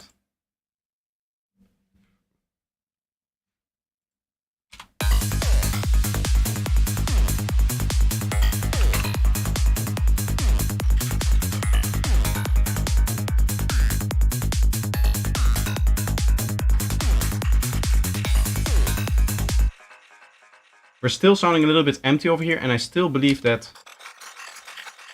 this is maybe an octave too low. Yeah, but then you get that.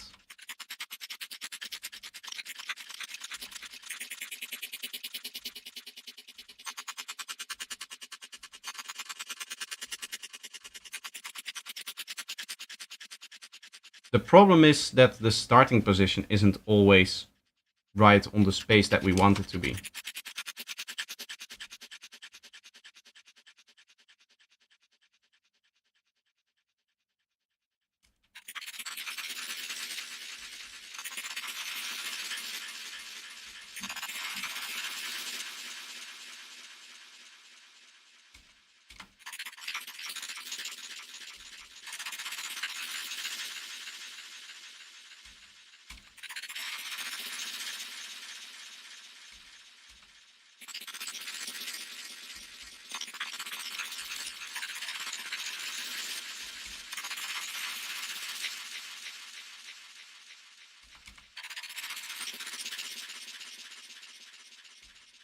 Something like that could be cool.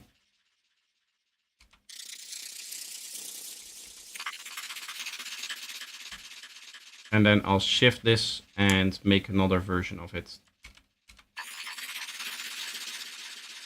over there. Let's send this to lane 2 and let's send both of them to lane 3 over here. That way we can use ensemble.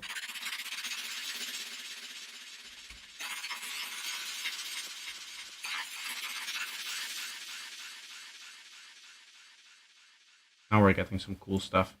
It's still not the way that I want it to, though. Is it slice EQ what I want? Yeah. Oh wait, I want these on separate groups, right? Sorry, let me just make this a little bit smaller so that I can make... Yeah. This goes to lane 2. And the other one goes to lane 1. I don't believe we have anything set up, no. So here I can mainly focus on the higher frequencies.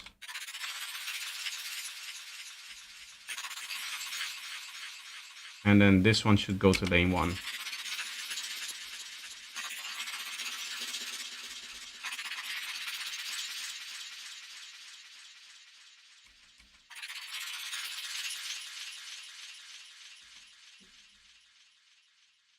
I have faceplant, but it's very confusing. The UI looks very weird.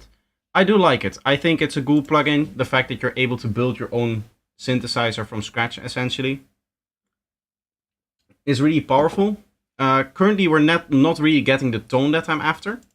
So maybe what we'll have to do is FM this a little bit. I believe I can just do something like this, 50 and 50 over here.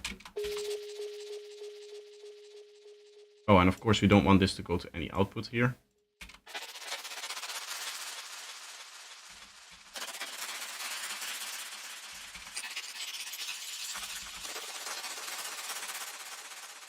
We're getting a very messy, very noisy sound, which is not what I'm after.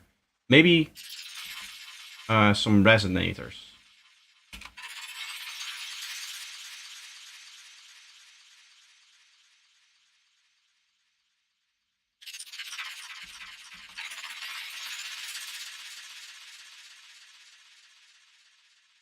G sharp here.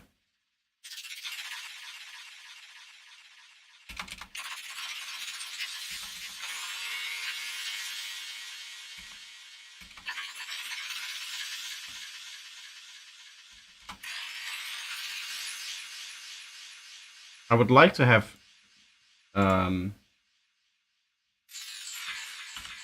G sharp 0 here.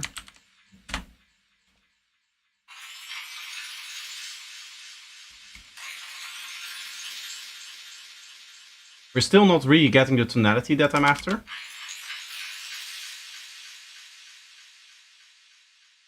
Maybe a little bit of phase dispersion. Or phase distortion, sorry. From a sine wave here.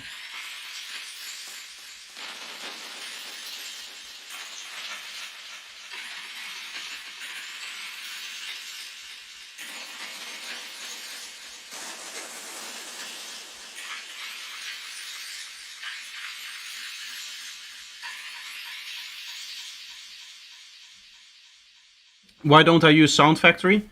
It's too complex for what I am trying to achieve. Usually.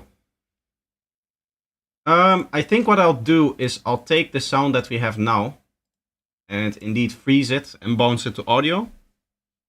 Do you have any experience with modular synths? Other than a few patches in VCV Rack, no. To me, PP is the best easy to understand straight away synth. I mean, that could be the case. To be honest, the synth is very complex and it's not very beginner friendly in the fact that when you open it up, it does nothing. But if you find it useful, it is very visual in what it shows in the waveform, so that's really good. What I should probably do is temporarily take off the delay and the high thing over here, since we're still sound designing on this. You can just push that to a group. I'll set this to -12, like close enough to the original volume that it was, and then we'll freeze this. What headphones do you use? These are the Sennheiser HD280 Pro. They're decent, they're very old. Multibene means multiband in Italian. Yes, exactly.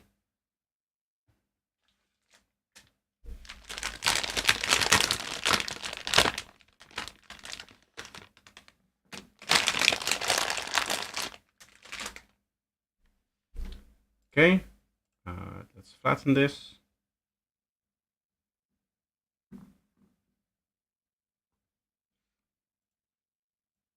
Now we have some cool sounds that we can turn into more glitchy, more tonal sounds, I guess.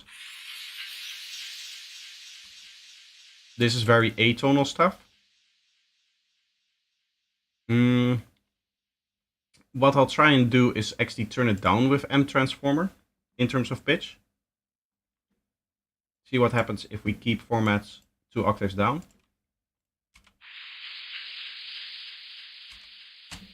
Okay, we get like a very low noise, which is exactly what I'm after. Maybe this way. Yeah, we get a lot more of that. And we'll make a dry version of this as well. And then I'm going to go spectral resonator, which recently I started using it a lot more. It's quickly becoming one of my favorite effects because it's just really good at making sure that the sound has like a nice tone to it.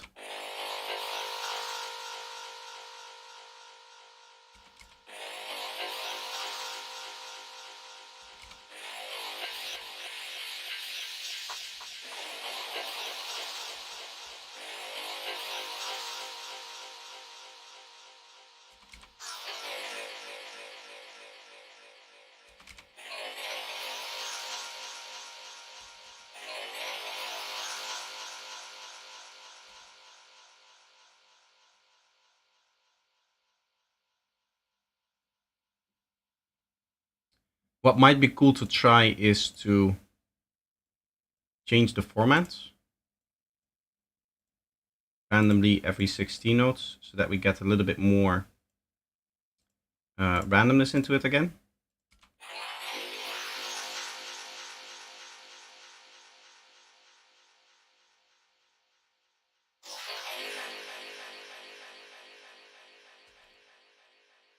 We're getting some cool stuff out of that. I like it.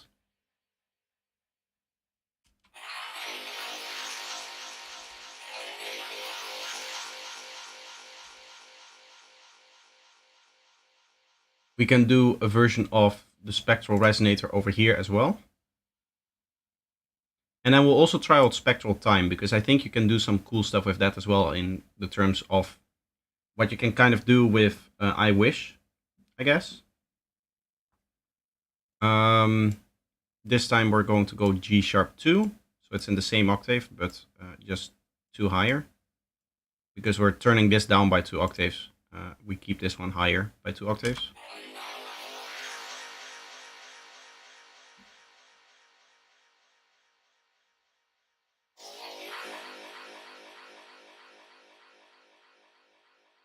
You get some really cool talking synths, and now I really want to cut that up with spectral time. Preferably in 16 notes, if that's somehow possible.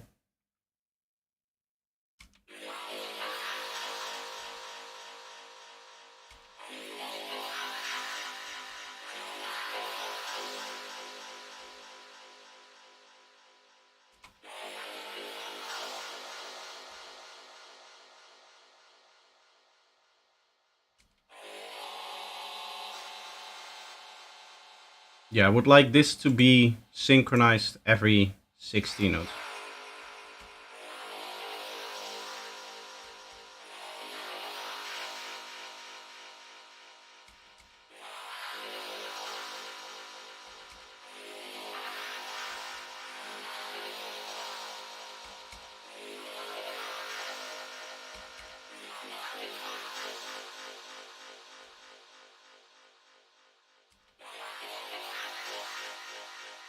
It doesn't really stop it, right?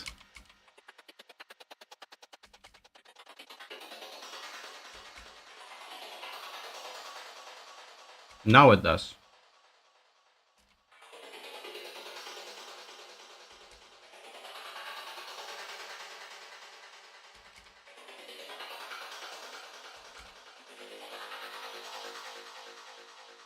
I like this.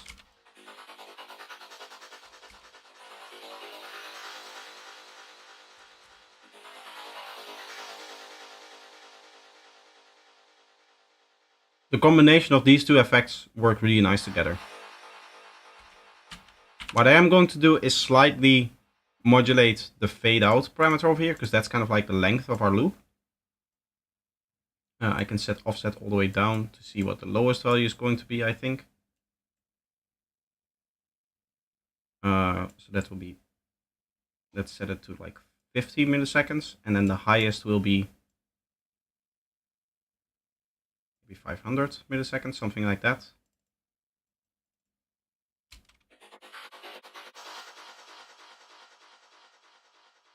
And now we have some cool sounds.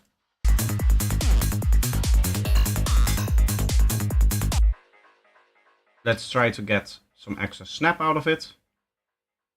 OTT, I have that over here. Sometimes the sound just directly works, and sometimes you need 2 change and 4 ideas before it actually sounds good.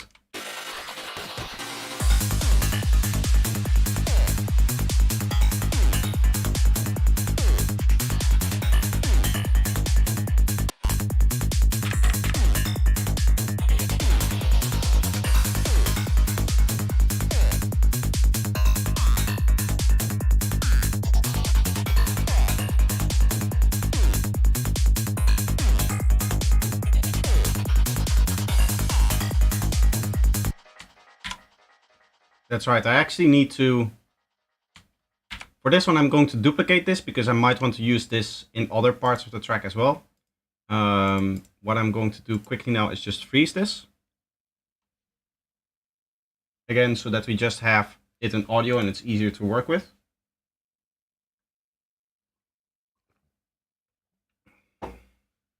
I like how the LFOs are going fast over here when it's rendering out like that.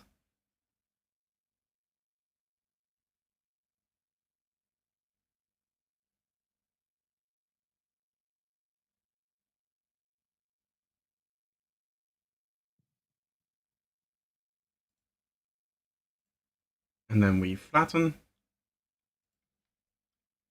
I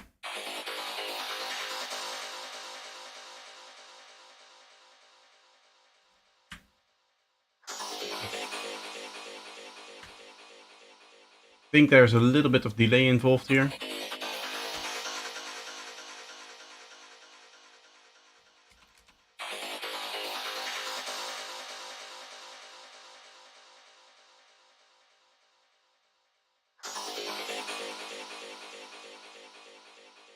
Okay, so now I'm just going to add transgate here.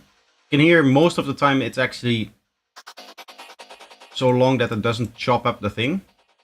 I kind of want to prevent that. Just to add a little bit of extra dynamics. I like that. What I am going to do is turn this off over here, so that the last note plays in full. Okay. Oh.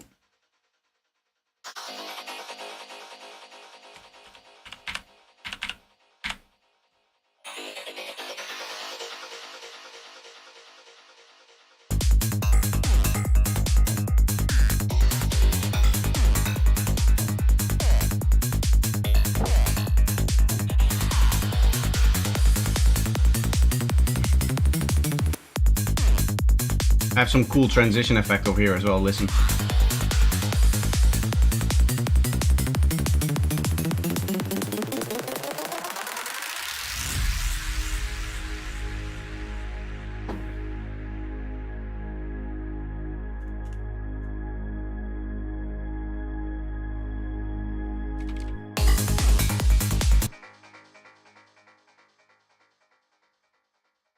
Okay, I want to add some more sculptures to this, so I'm going to add the other one that Subject Ultra mentioned.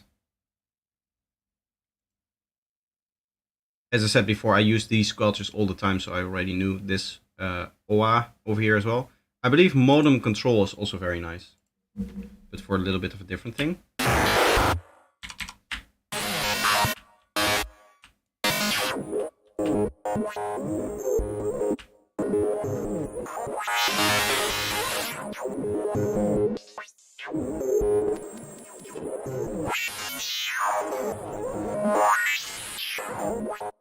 I guess this sounds a little bit more sequency, a little bit more melodic. But what I want is just a quick squelch like this.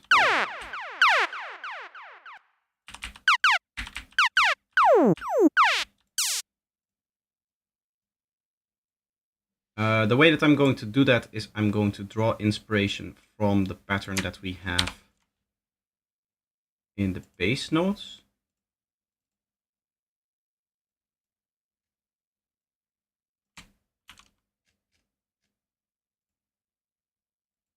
So I believe over here, where the first note goes, one earlier.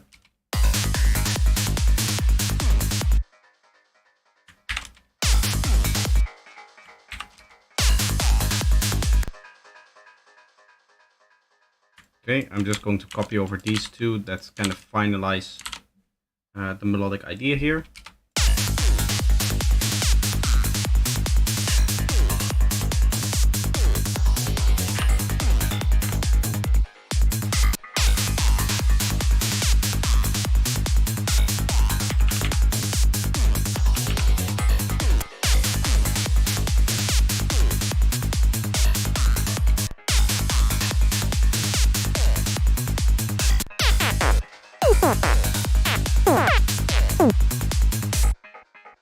That's something that we're going to work with. I am going to make this stereo.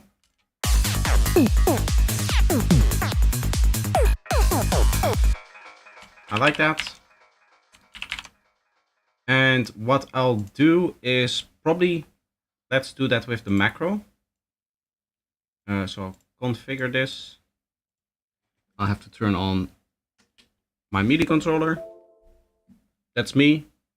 Which pack of presets is this? This is from a Future Phonics pack.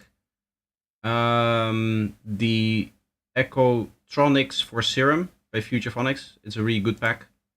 And this is the O preset, and before we use the Rough Night preset. Anyway, configure can be turned off here now, and now we can edit MIDI. Okay.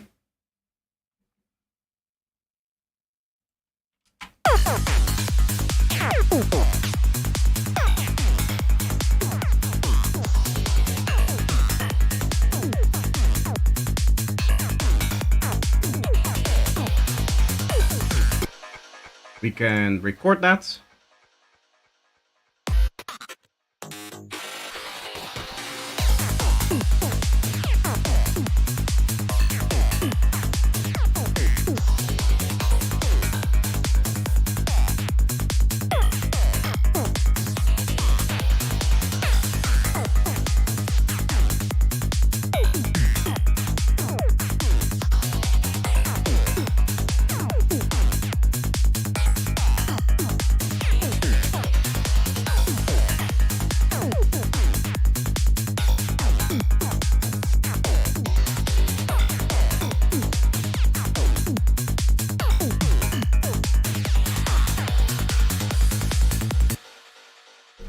Okay.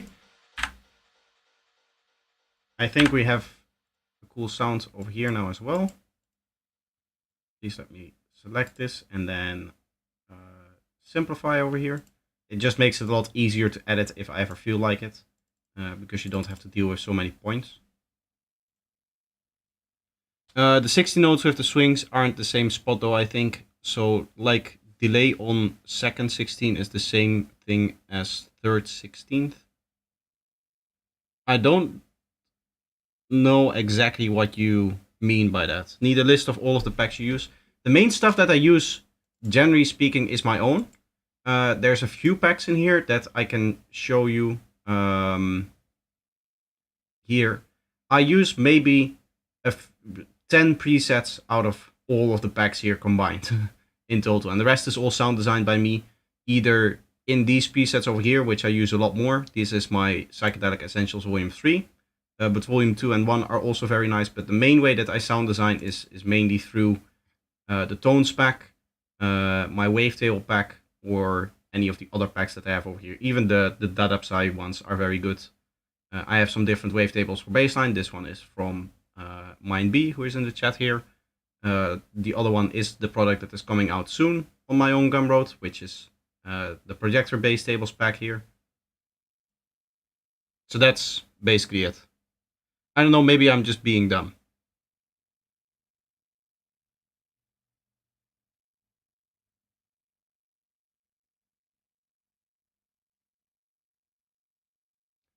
But I don't know what you mean exactly with the swing, because there's no swing in this track. If you have a track with swing, is using a delay even viable, or do you have to kind of create all of your delay tails in bounced audio? Aha, I didn't read that first question, sorry. When it comes to the swing and all of that stuff, the delays are still viable. They have to repeat evenly though, so I would go for normal eighth notes, normal quarter notes, normal half notes, stuff like that. The dotted stuff I think doesn't really work with swing, because as you said, indeed, you're a 16 note off of the pattern where it should be.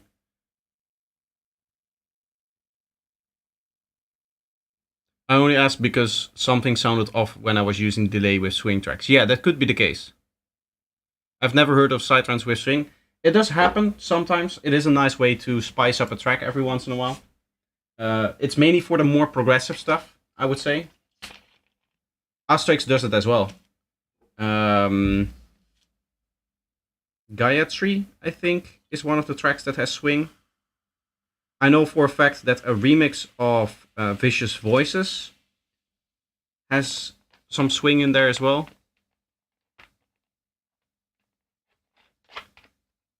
I believe Sanape could also be a track that uses swing in its production somewhere. But all of those I would have to check if that's actually correct. I haven't actually looked through that to say it like that. Okay, here we're going to remove a lot of the mid-range in these sounds. I really just want the...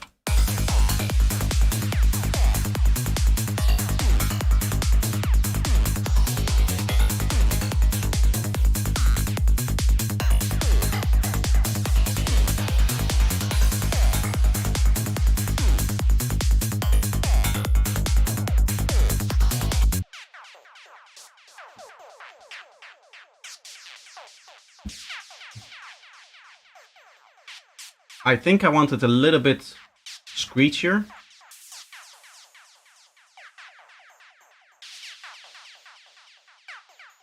And I want the main sound to come through a little bit more.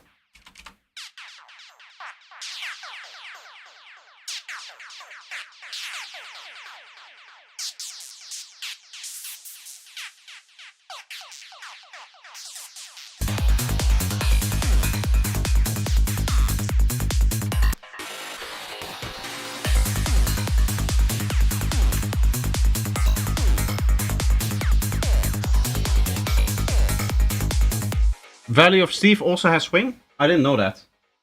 I do have that in my playlist, but I never noticed it in the Valley of Steve track. It might be the case though, I might just not have noticed it up until this point. But I'll check it out for sure. Here I want to try maybe...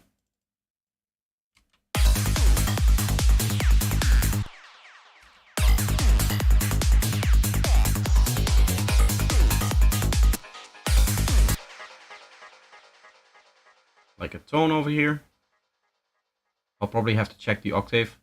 It would be cool if you could set a default octave that it loads in, because it always loads in G3 for me. And almost all of my stuff has to go down 3 octaves for it to actually make sense. So it'd be nice to have it by default on that lower octave.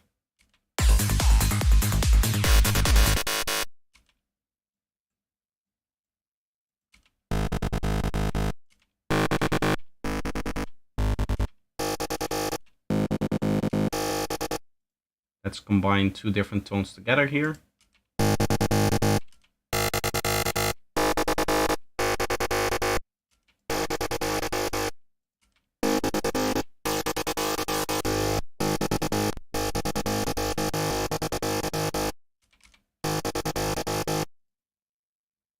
We'll add a little bit of high pass here.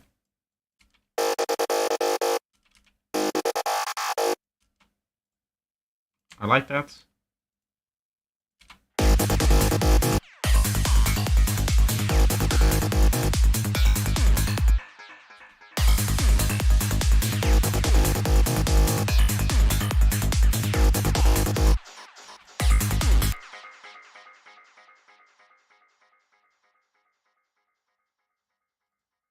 Just changing up the pattern a little bit.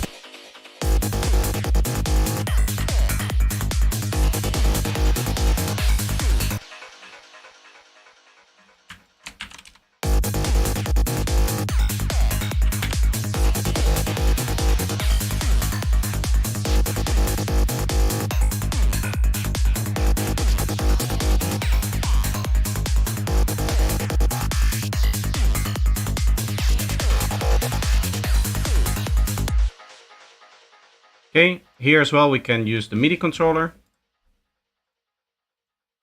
I'll delete this old one because I no longer need it, and then we just set up this one over here. And then we record.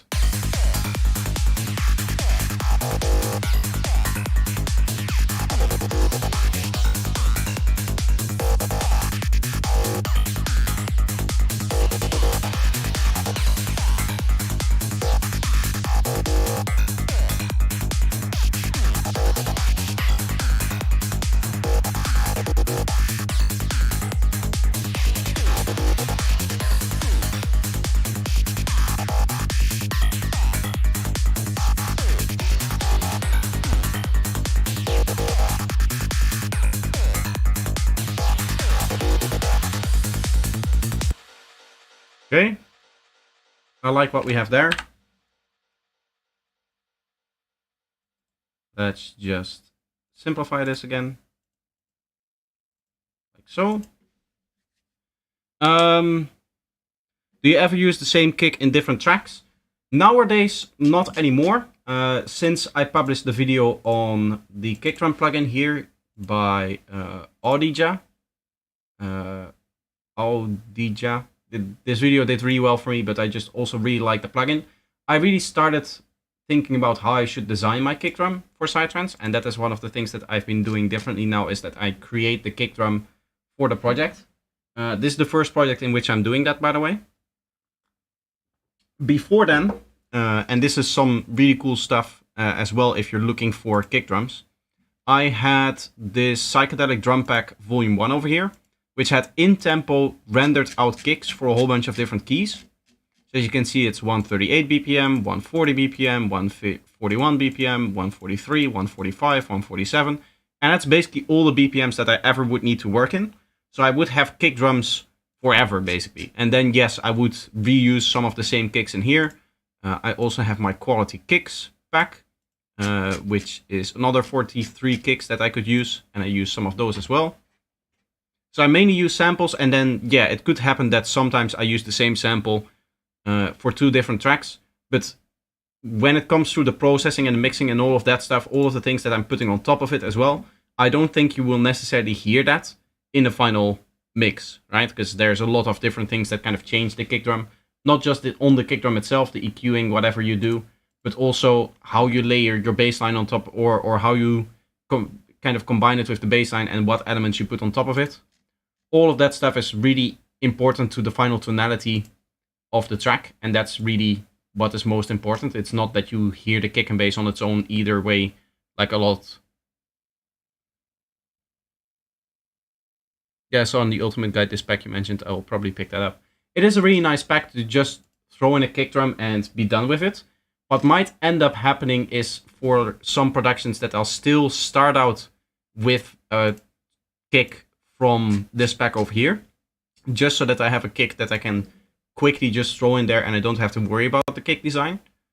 And then later on, once I decide, like, okay, I like where this production is going, I think that this is an idea that I should develop, then I can worry about, okay, how do I get the kick that I exactly want about this. Okay, we'll check the vid about that plugin. I would find it surprising if you haven't seen it yet, because it's been one of my most popular videos It has been my most popular video ever in terms of how it performs per day. It's not the highest view counts that I've ever had yet, but as you can see over here, normally my stuff is down below here in the gray, but as you can see, this one is, after 5 days at 11k views, it's doing massively well for me. So I would be surprised if anyone has not seen that video yet on their timeline somewhere, at least.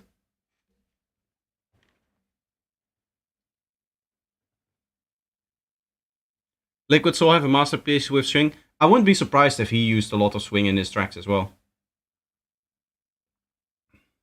He's a little bit more towards that relaxed kind of progressive psytrance, I guess.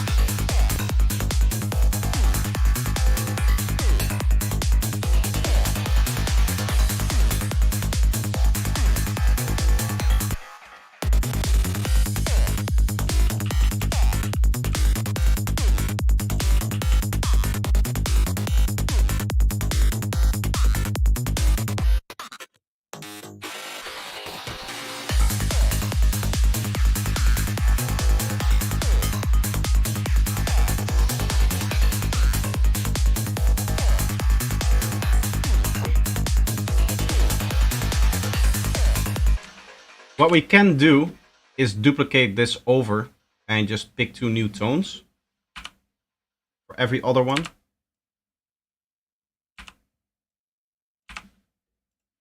So we'll duplicate this over without any of the automation. Of course, we want to keep all of the automation in here the exact same, which is what we're doing, I believe. Yeah. Always good to check that. And then for here, we just find 2 new tones.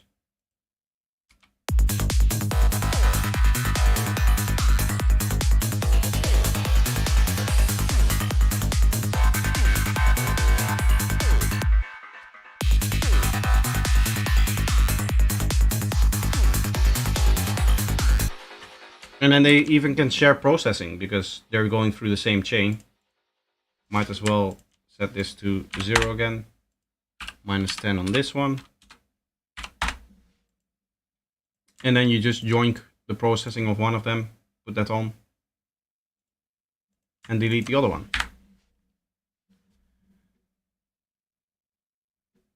I saw it in the timeline, didn't check it yet.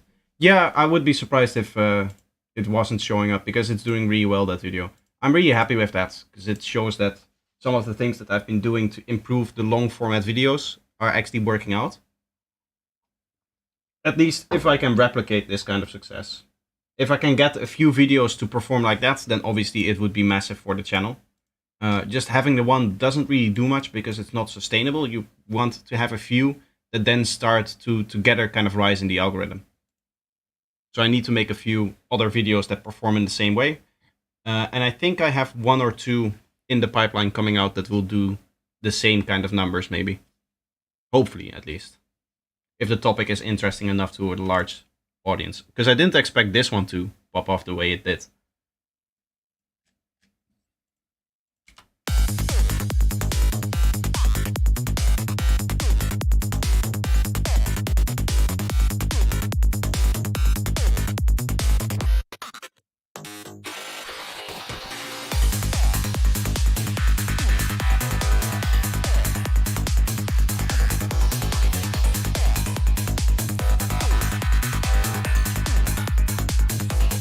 I just want to clean up these audio files a little bit here, so that we don't stay with this mess.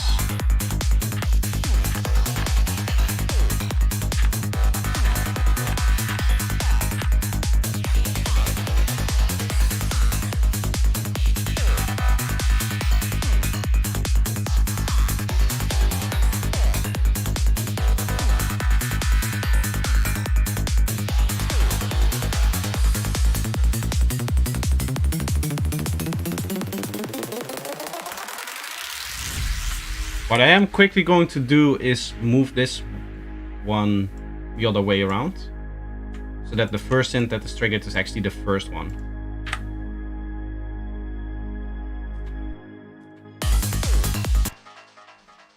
Oh, I had one other question about the wavetable bass. The transients sound kind of scuffed when doing higher bass notes like octaves when I resampled and made wavetable bass. I personally haven't noticed that. It doesn't seem to be the case for this one either.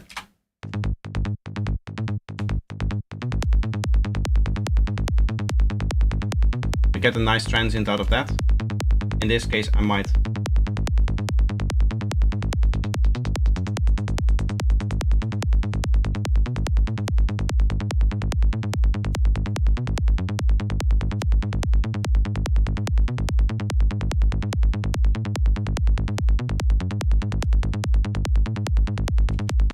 do something like that to make it just a little bit cleaner.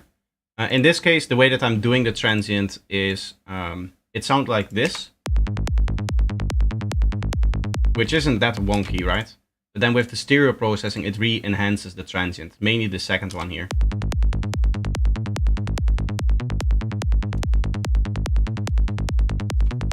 So maybe a plugin like M Stereo Generator is something that you can look into.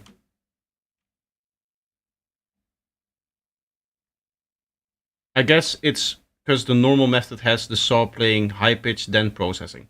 No, what I would do is play in G sharp or in C1. Whenever I make wavetables, what I do is I render out a saw wave in C1. So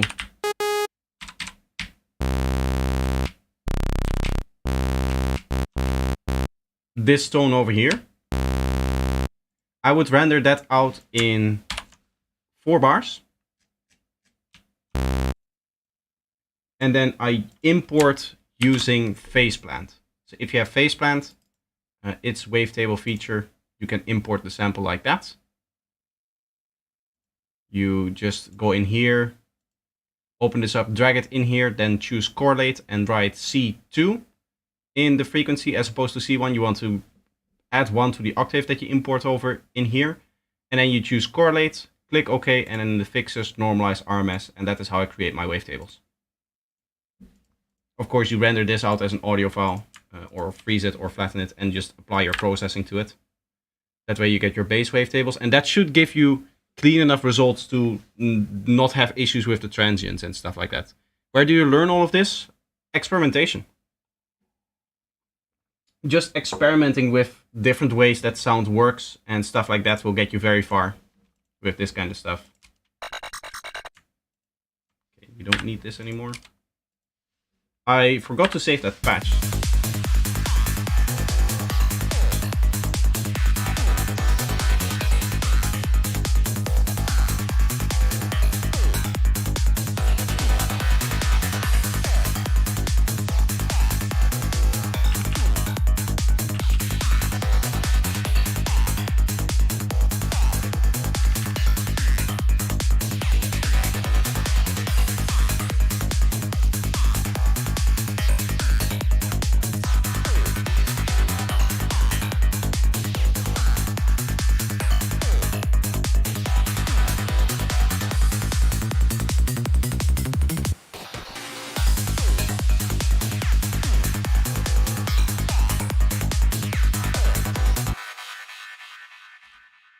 This does sound a little bit too washed out, even though I technically didn't do any washing out here.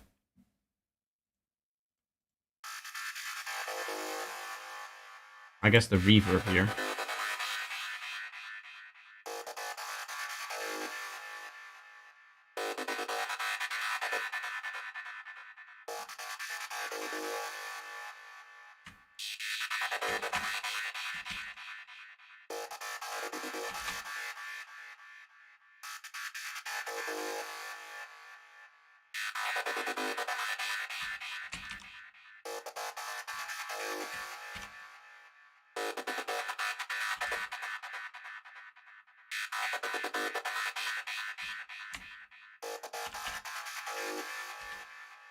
Something like this, maybe.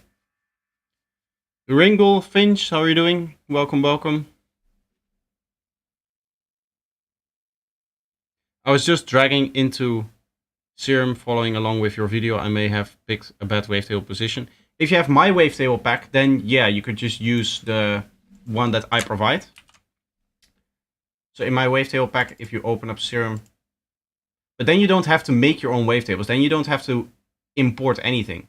Then you just go in here, wavetables, and then saw waves in here. Just make sure that the wavetables is actually in the wavetables folder so that you can immediately open it up from here. You don't want to take these wavetables and actually use the like import feature that it has. So you don't want this to show up when you're opening up wavetables. You just want to select wavetables from here and then just click the one that you need. And in this case, as you could see, you would get a very nice area that you can just set the phase maybe like this right before it. And then you should have a very nice, strong transient. So this is the main wavetable that you can use. There's also the ICANN has kick one, which does something very similar. If you set it to maybe something like this, and then you set the phase right about here, you'll get a nice click out of it as well. So that should get you nice transients. While your latency is high, yes, I use a lot of processes that introduce latency, so that's what you're going to get.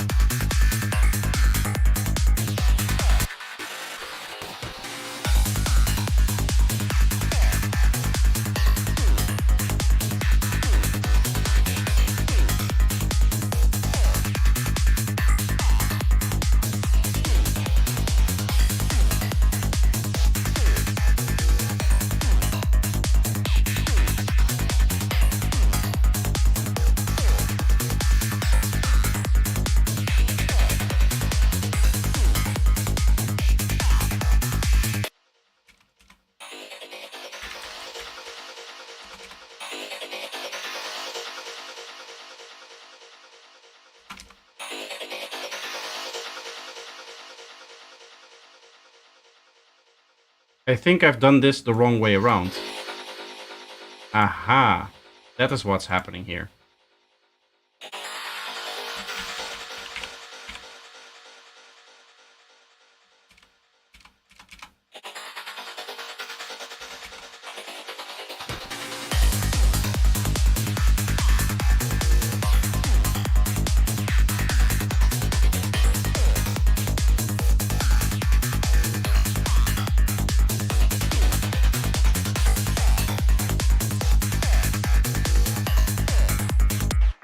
I use percussions for clicks or transients, gives me more control. Personally, I don't like that. I don't like to do that. I like to get my transient directly from the baseline itself and then enhance it with the processes that you've seen over here. But it's going to depend on the type of sidetrans that you're creating and how you're creating it, which workflow works best for you. I hate that Live Enhancement Suite is discontinued for Live 12 users. I can no longer use it. Why not upgrade it like other developers do? Did they discontinue it? Now I'm really glad that I never upgraded to Live 12.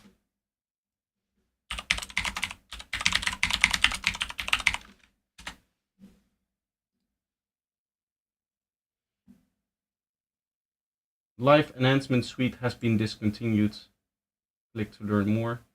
I'm determined it's currently no longer worth the trouble to continue development on Live Enhancement Suite. Both me and Kitty Whiskers, who has helped maintain the Mac branch, will not be upgrading the program to add Live 12 compatibility. As always, feel free to use the current version of Live Enhancement Suite or to fork or modify the source code to adjust it to your needs if necessary.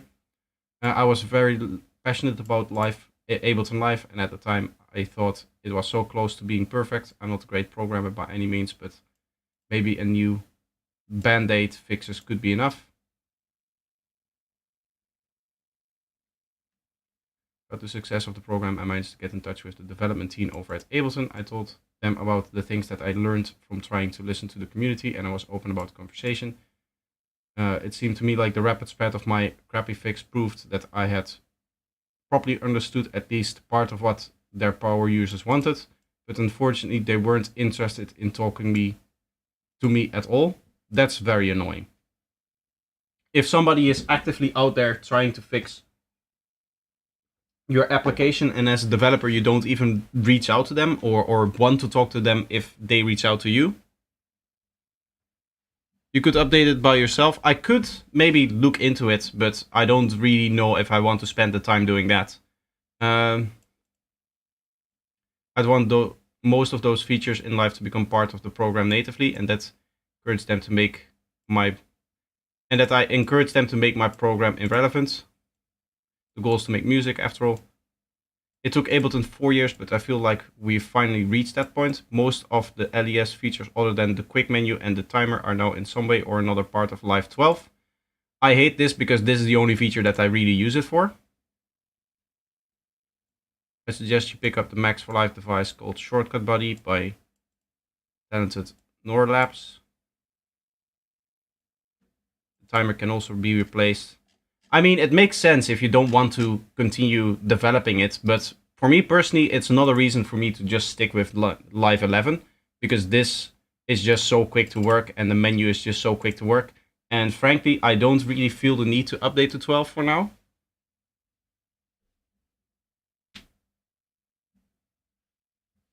So it's annoying that they discontinue it, but I do understand why you want to do that. I understand why you would want to maybe move on to a different project or something like that as well.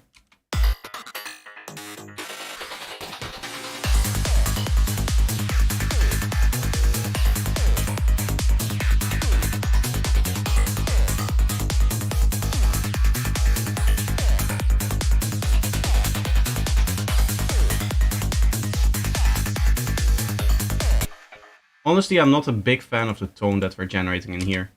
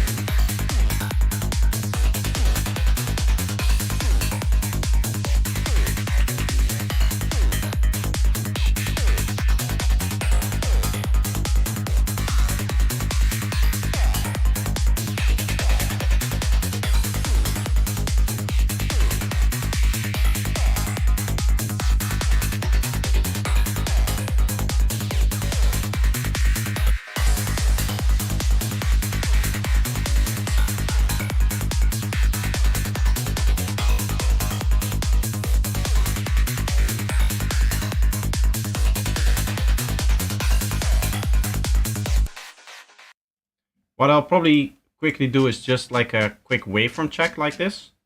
I do like how it sounds without this sound in here, so probably we'll keep it like that. And I'm just going to quickly record over here.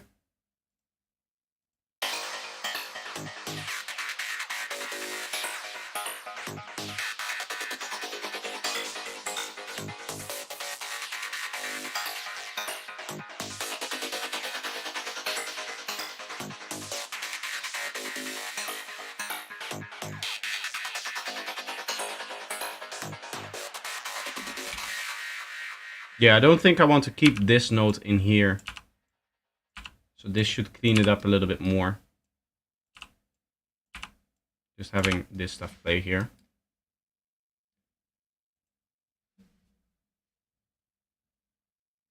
And then put overdrive on everything. I am going to balance it out and maybe group process it a little bit as well. Here we have like a few elements that we can maybe process together. Mainly you just want to check out what the volume is doing right now.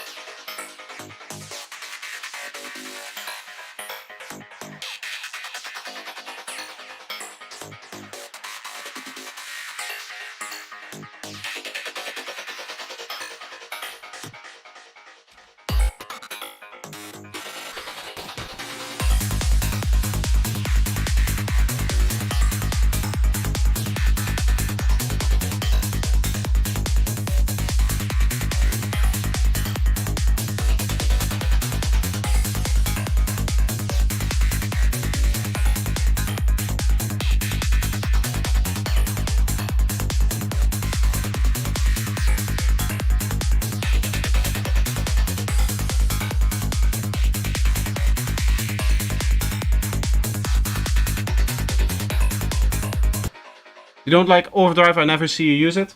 I mean, I do sometimes use the overdrive that is in here. This one over here. The ones that I prefer on stuff like my asset lines and stuff like that is these ones from MDMX.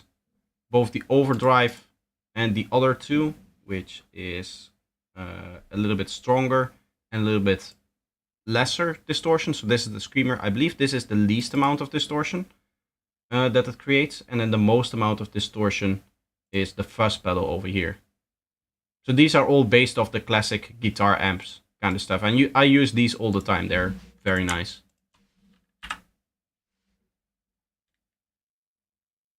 Really sick track, thank you. OTT can destroy your dynamics a lot. I only use it very carefully.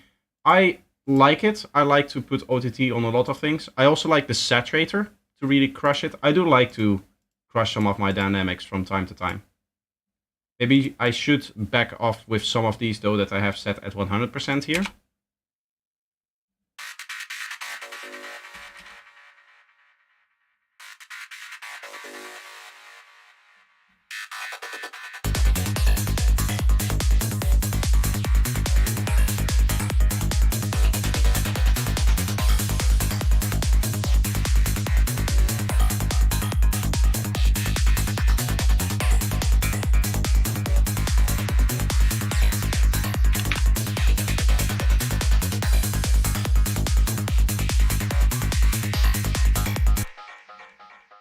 But the Ableton one just sounds good. There's also a free one from the Beery Audio. I mean, the original OTT is from the guys that made Serum, Extra Records. So I usually, if I need a free one in a different DAW, like if I'm mixing in Reaper and I need an OTT, I'll use that one. But most of the time, once I'm in the mixing stage, the dynamic processing that I need to do is really, I need to be more careful than you can be with an OTT. So I end up not really using OTT in the mixing stage all that much. Not OTT. Overdrive. Aha.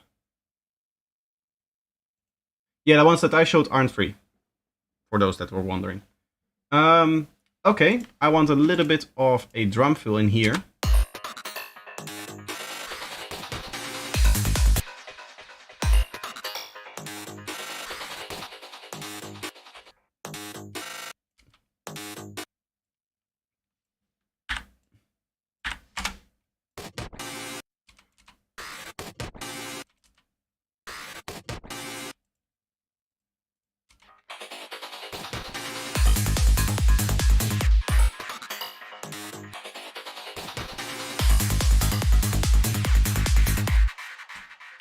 We already have like a nice little pattern that we can play with there.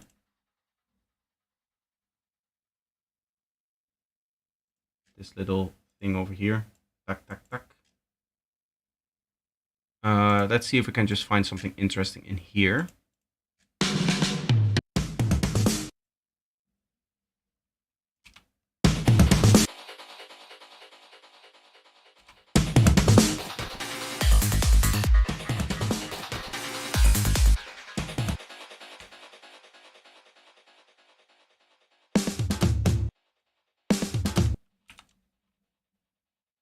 Might be cool to combine two different ones like this.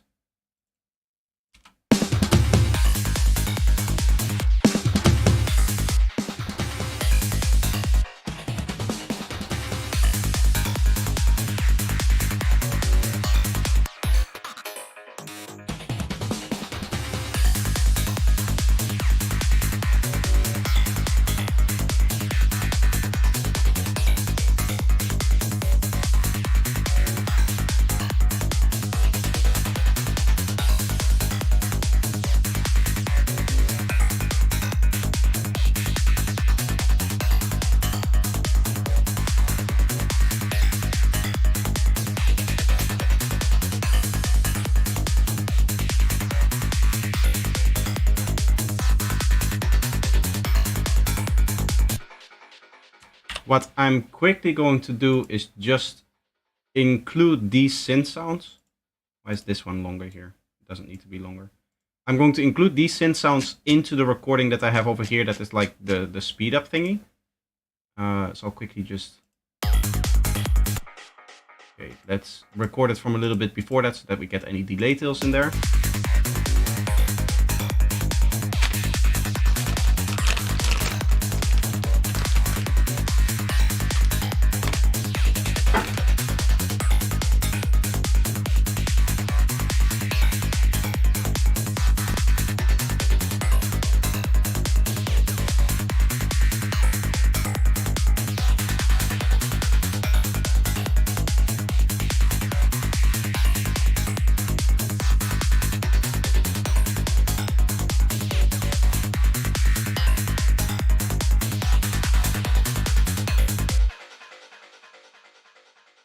Okay, once I finalize the idea, I'll probably have to do this again, but essentially we can just crop clip over here.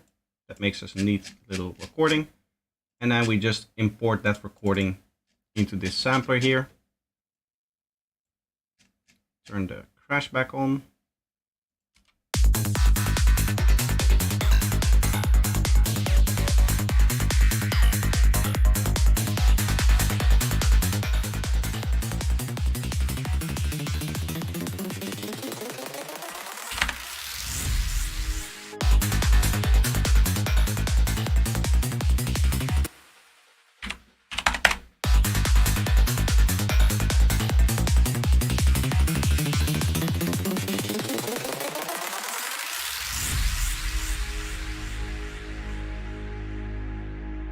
And that's how we continue the synth sound.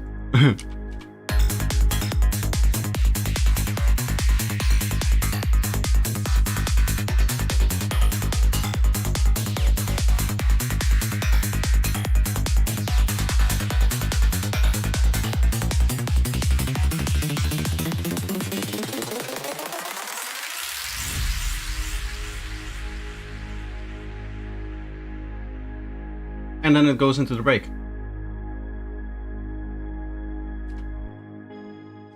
I like that. I like where this is going up until this point. Have you heard anything about VSX Essentials headphones? Nope. I don't know what that is. I've never heard that name before.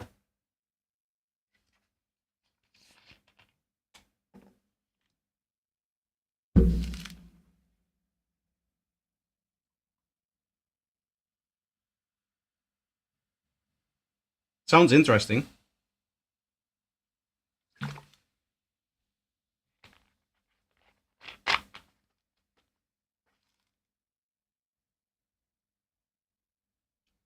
I'm probably going to take another break. And then maybe do another like hour or so of production. In this case, somebody asked before if I would put on the Mind B track from this mix, which is what I'm going to do. By the way, if you haven't heard this mix yet and you want to, make sure that you listen to the whole thing. That really supports the channel. But this is my second ever DJ mix on the Eclipse Sound Syndicate channel, as you can see. So yeah, if you guys are interested in that track, is that the first break? This is the second break. I had a break little more than an hour ago. I like to take them roughly every hour and a half-ish kind of thing, depending on how long I stream as well. But it's a good idea to take regular breaks, so that's what I do. Anyway, I'll be right back, and this is...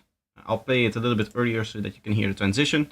But this is going to be an upcoming collaboration between me and MindB, which would hopefully release in the next few months. Something like that. Maybe 2-3 months, something like that. We have a few other tracks in the queue as well. So there's a lot of good stuff coming out very, very soon.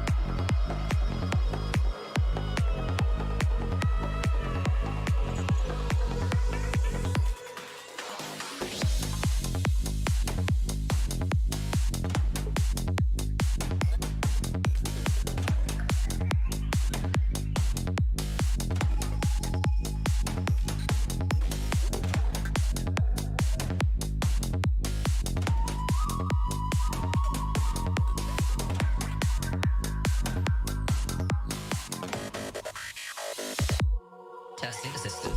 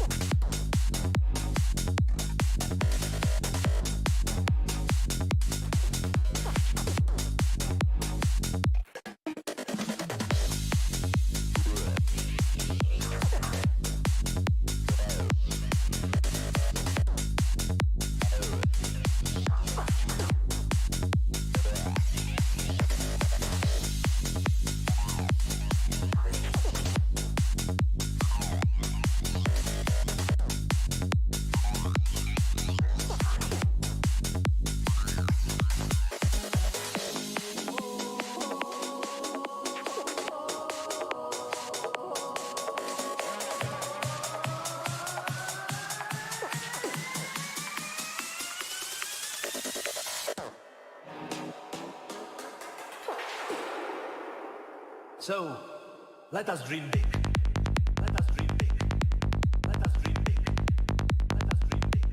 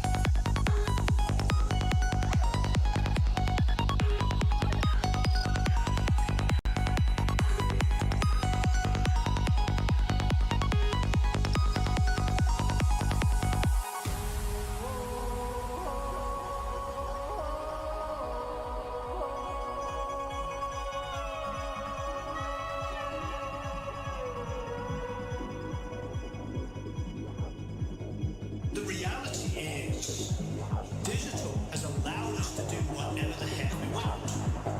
If you want to mimic any time period, you can do it. The tools are there.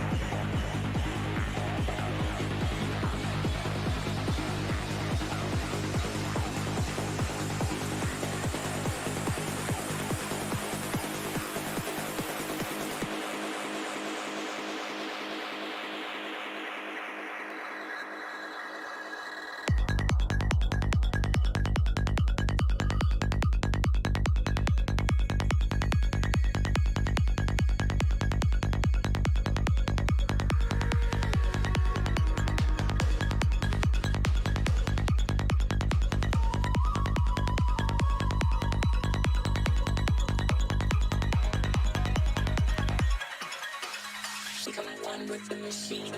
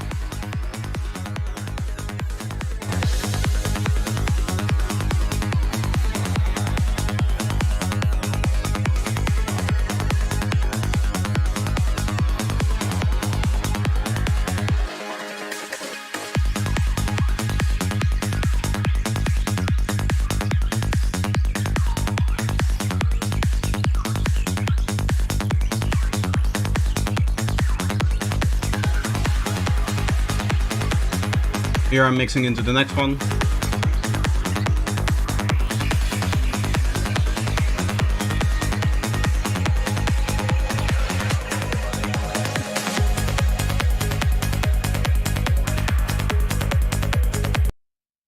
you want to hear the rest of that track and the rest of the mix, make sure you check out the link that is posted in the stream chat. Also, if you want to keep up to date with all of the things that I do, and mainly the sale that I'm planning on running on the 20th, make sure that you go over to my Gumroad page. I'll link that in the chat as well. And then you can just sign up with your email address over here to subscribe to all of the posts that I make. So whenever I have a sale or whenever I have a new product, you will be notified. Just a little shameless self-plug there. Just a little bit of promotion. Excellent, Trans. Thank you. We're going to continue over here. I want to have a few more elements on top of this thing, I guess.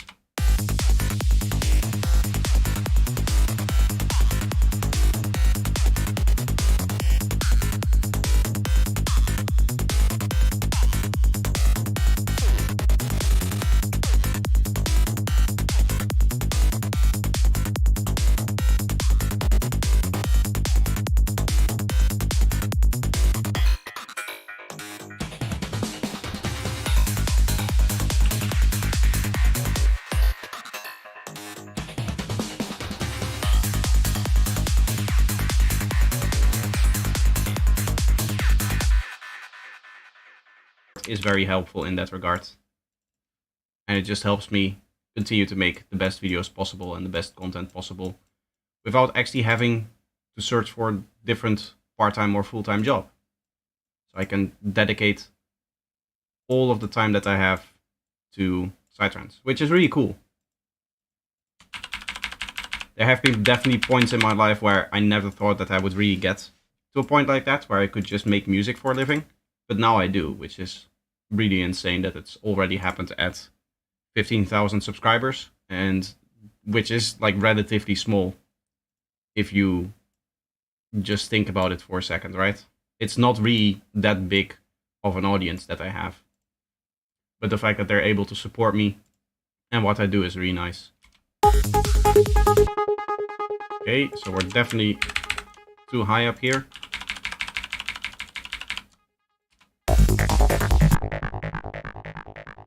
Now we're getting somewhere. Well done, thank you. I mean, it's all because of you guys at the end of the day. I think I want a bandpass here.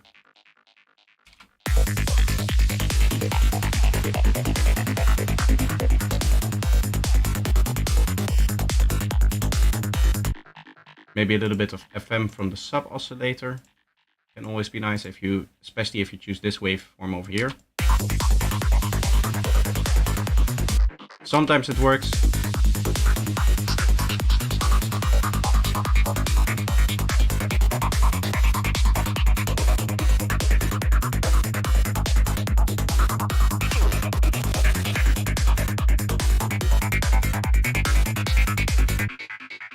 In this case, I feel like we're getting some strange tonality out of it.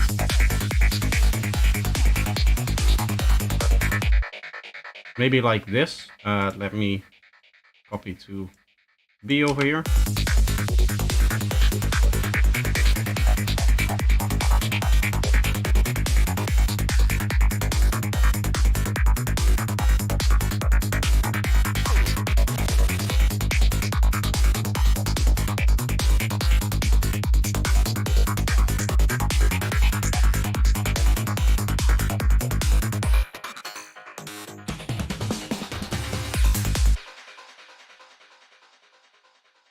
I like where this is going.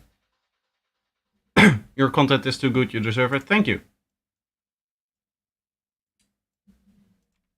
I don't like to say I deserve it or somebody doesn't deserve it or stuff like that. I think at the end of the day, you just get what you work for. And I believe I'm working really hard. So it's nice that it's paying off all of the things that I do.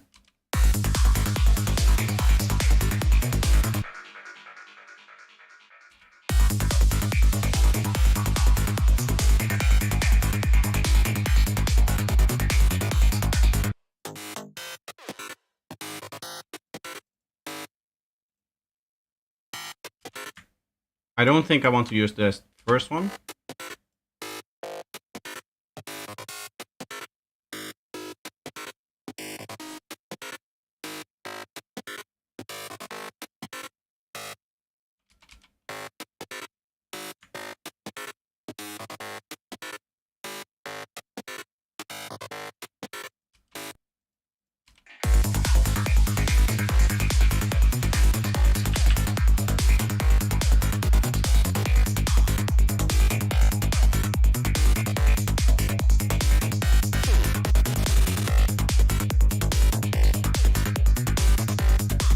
It doesn't really matter now that that glitchy one has a slightly different tone to it.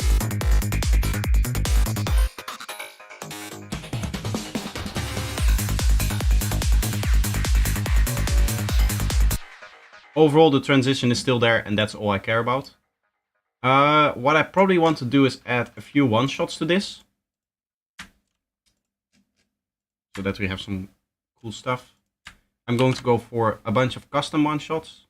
And then maybe we'll take some of those atmosphere tails that we've used before in here and use those as well. I should probably make all of this the same color, yeah. It might be a little bit hard to understand this way, where everything is exactly. But having everything the same color does help later on in the production when I don't really care about that stuff anymore.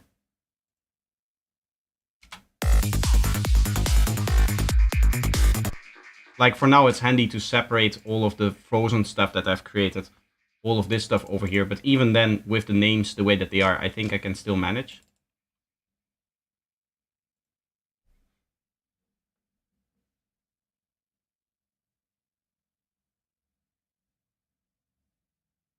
It always takes a little while for Omnisphere to open in this particular project. I mean, not in this particular project, just in general.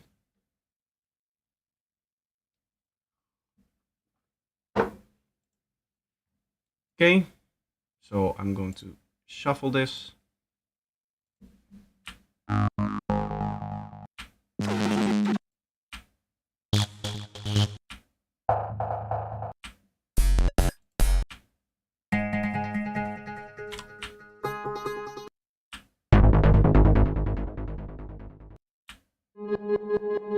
want something high and airy, kind of. Or maybe we'll go with this low thing over here.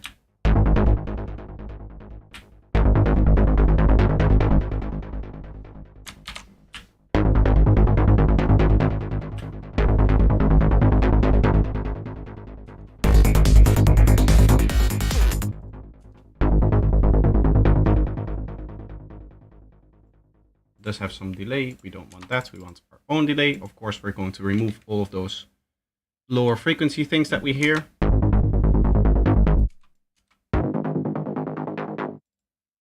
We just kind of want that stuff, and we'll slowly filter it in as well.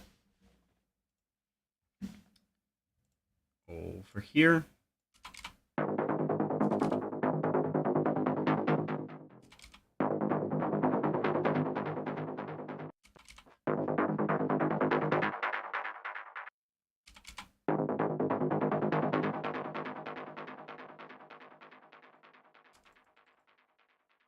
Little small reverb on top of that would be nice.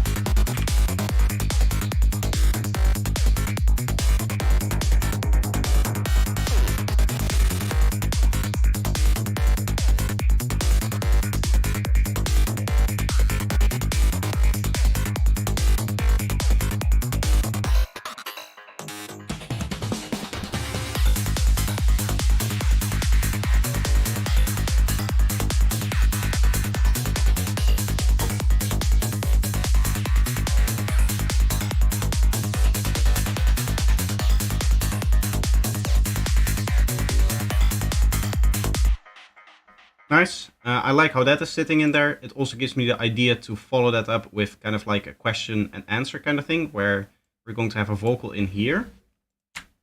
I'll need to find a good vocal to do this with. But I essentially want to probably use some sampler tricks.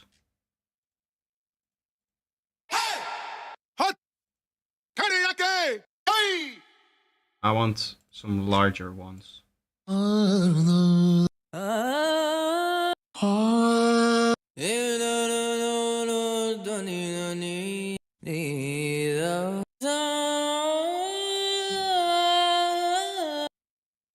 Something like this. Now it's going to be in minor, which I hope is not going to be a problem because we are writing in Frisian here.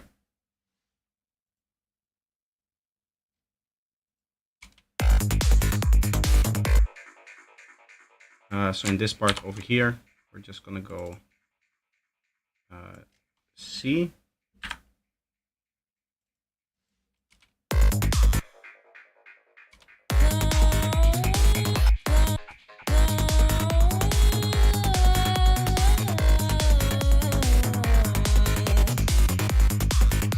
To be honest, I kind of like it how it sounds on its own, but I do want to try looping it. So a little bit of fade. I have to turn the loop down a little bit for this to work.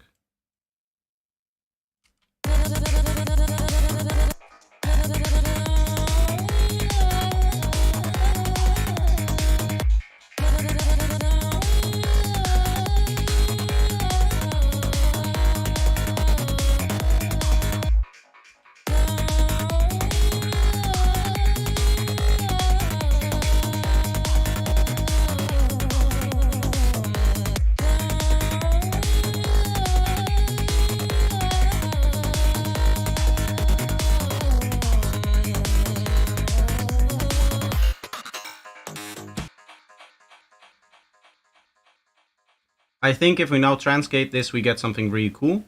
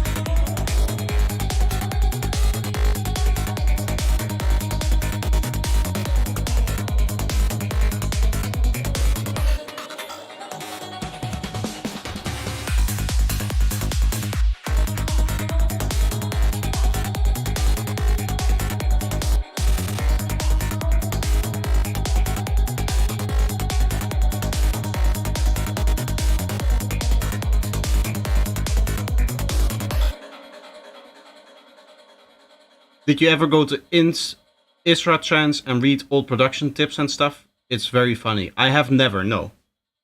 It would be cool to maybe do a video on the concept, like reading old forum posts and trying out their tricks, see if they still work for modern psytrance.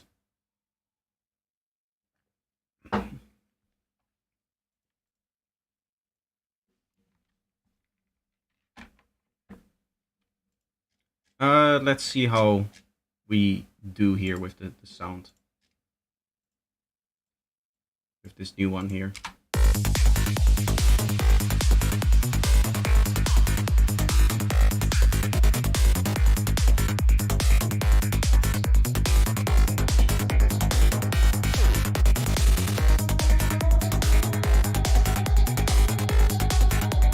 I feel like my crash is barely audible. That's because it's turned off. Aha.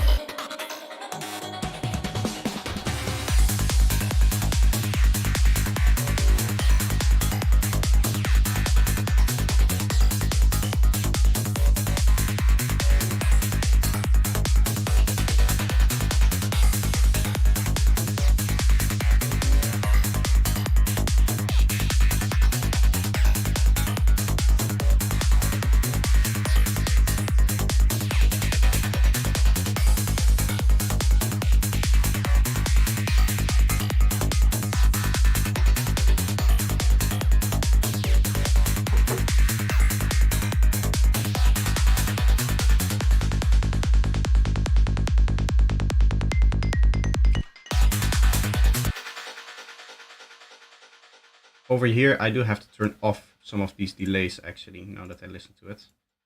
Because those are captured in the other thing that is playing.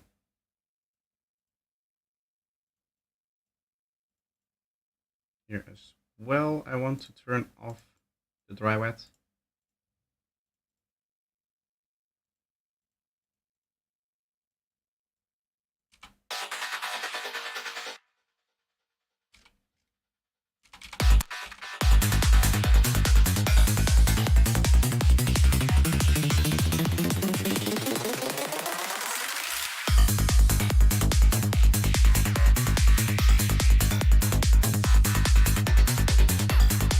And maybe make the transition a little bit deeper towards the end.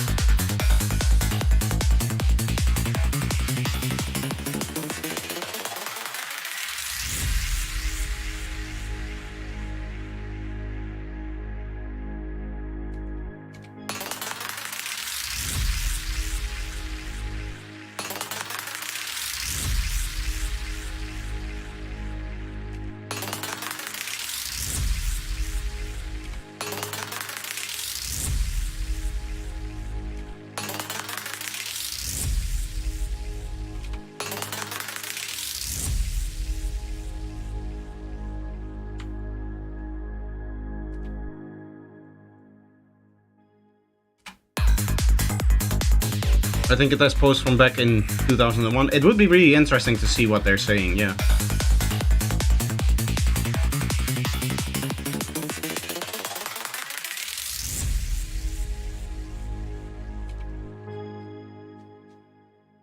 That's cool. I like what we're getting so far.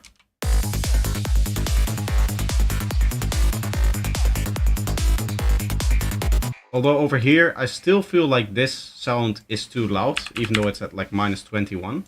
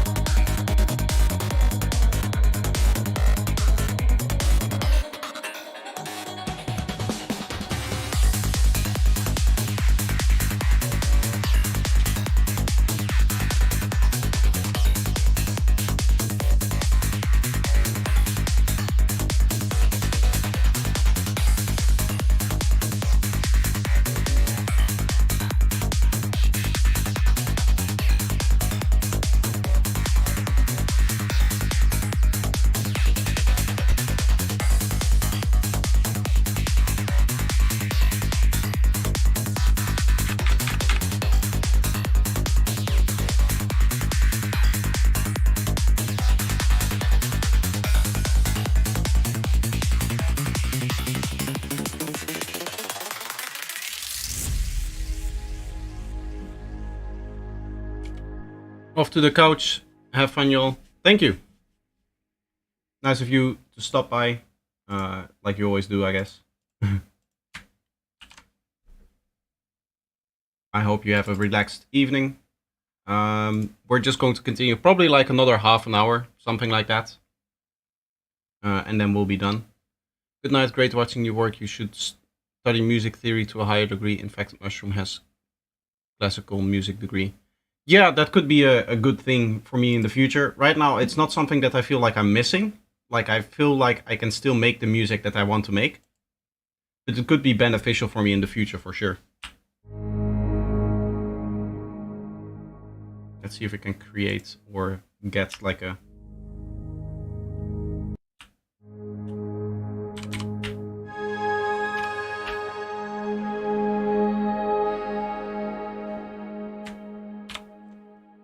maybe a cool atmosphere to put in here.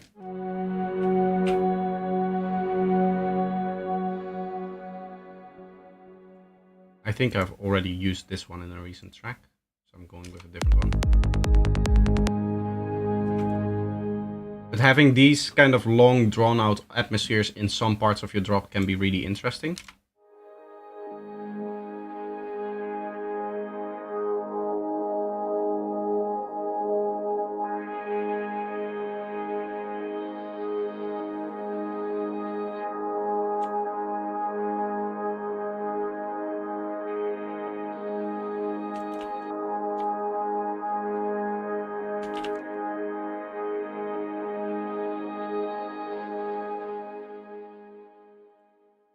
Add a transgate to this.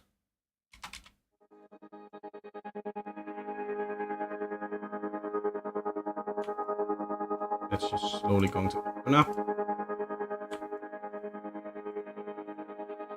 This is slowly going to high pass more and more and more.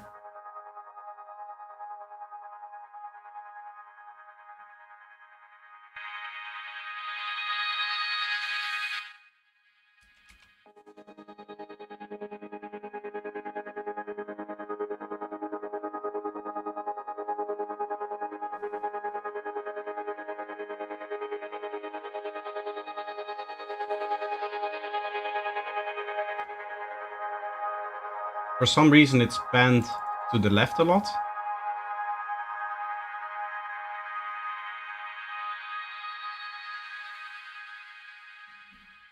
So maybe I'll do it like this.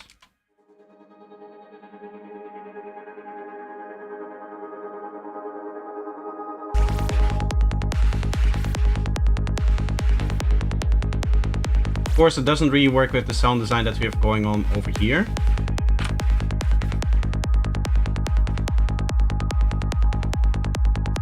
This screams a little bit softer overall, which is something that I like. It's something that I'm going to do.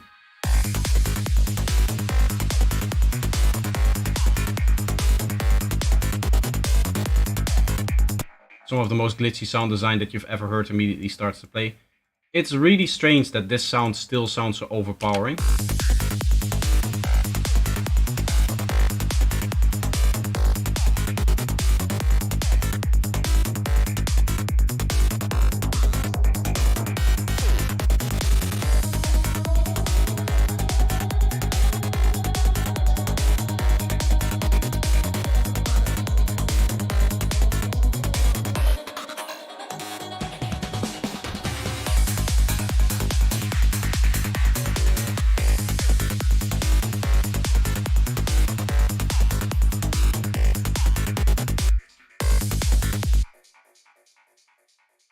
What I probably want to do is take some of the synths in here.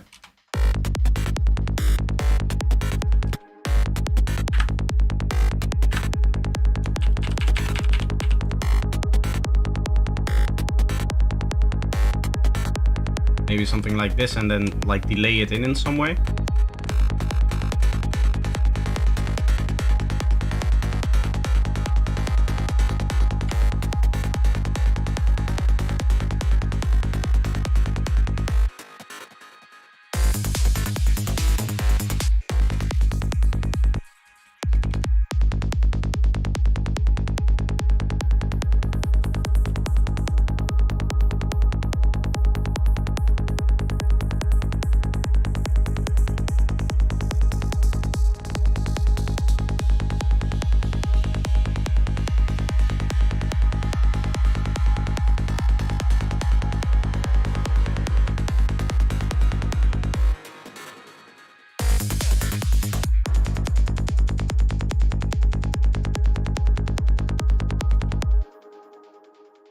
I'll let you hear what we have now with this transition from this part over here.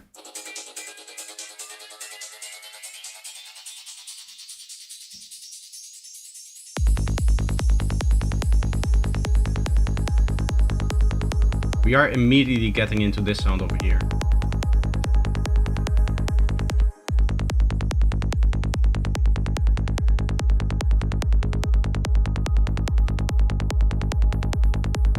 Might not be the best idea to do that.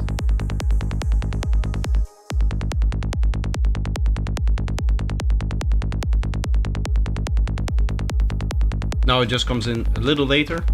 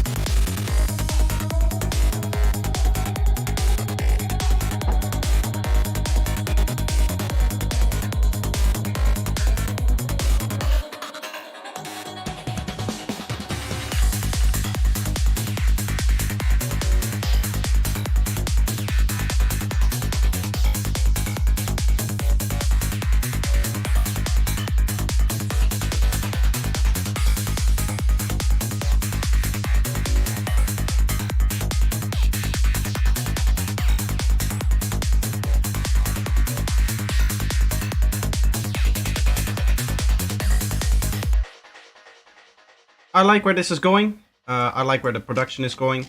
To be honest, I'm pretty much done in terms of my creative energy.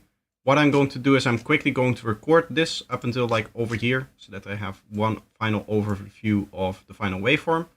And then I'm going to call it quits for today.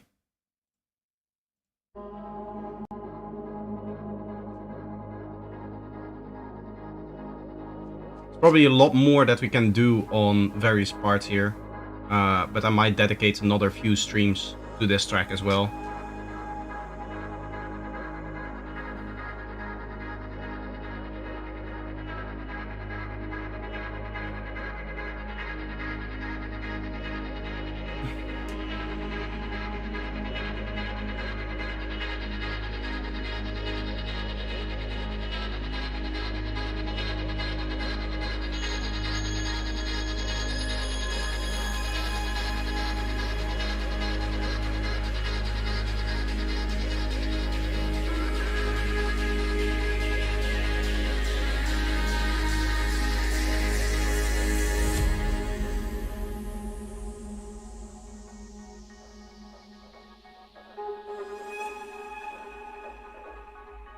I like how small the track feels in this particular part here. And then it builds up again.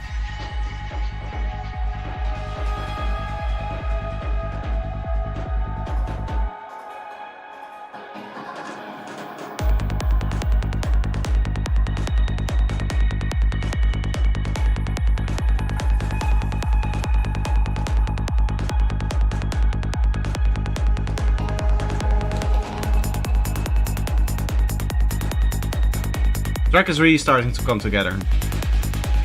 Together with all of the stuff that I did late yesterday evening here when I filmed for the one-shots, and of the new sequences that we have now. It's definitely starting to sound like something cool.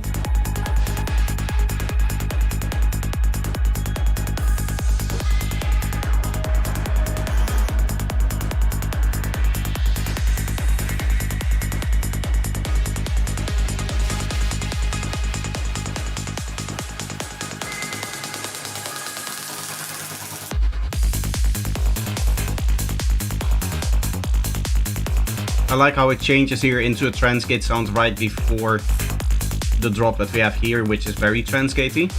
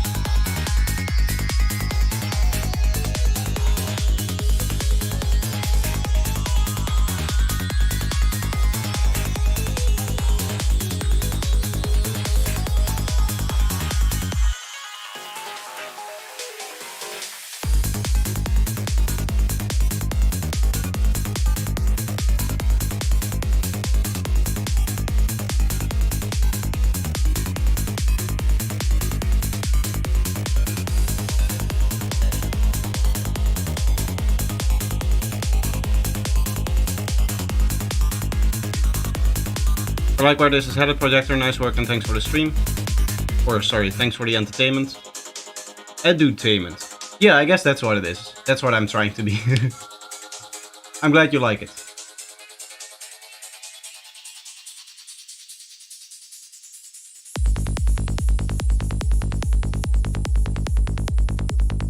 This part, of course, is going to have much more stuff.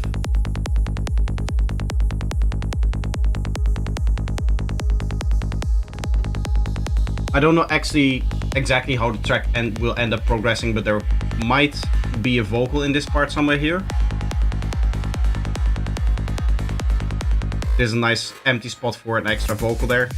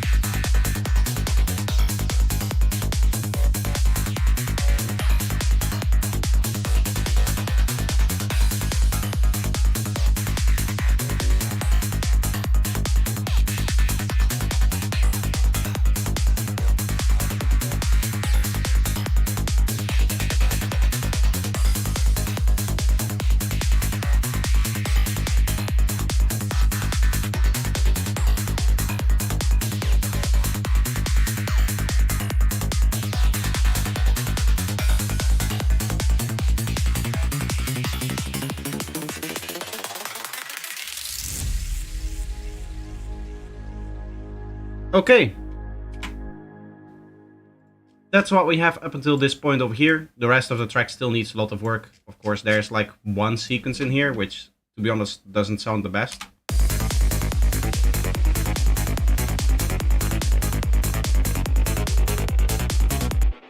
Maybe an octave higher.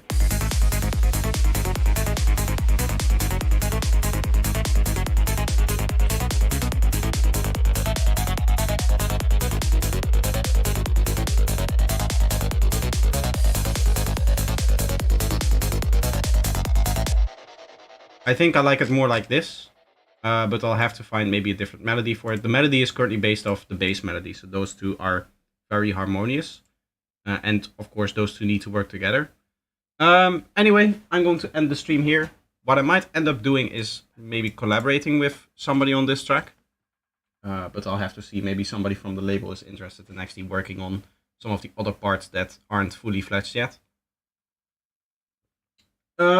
But yeah, that's going to be it. I hope that you guys enjoyed the stream. And that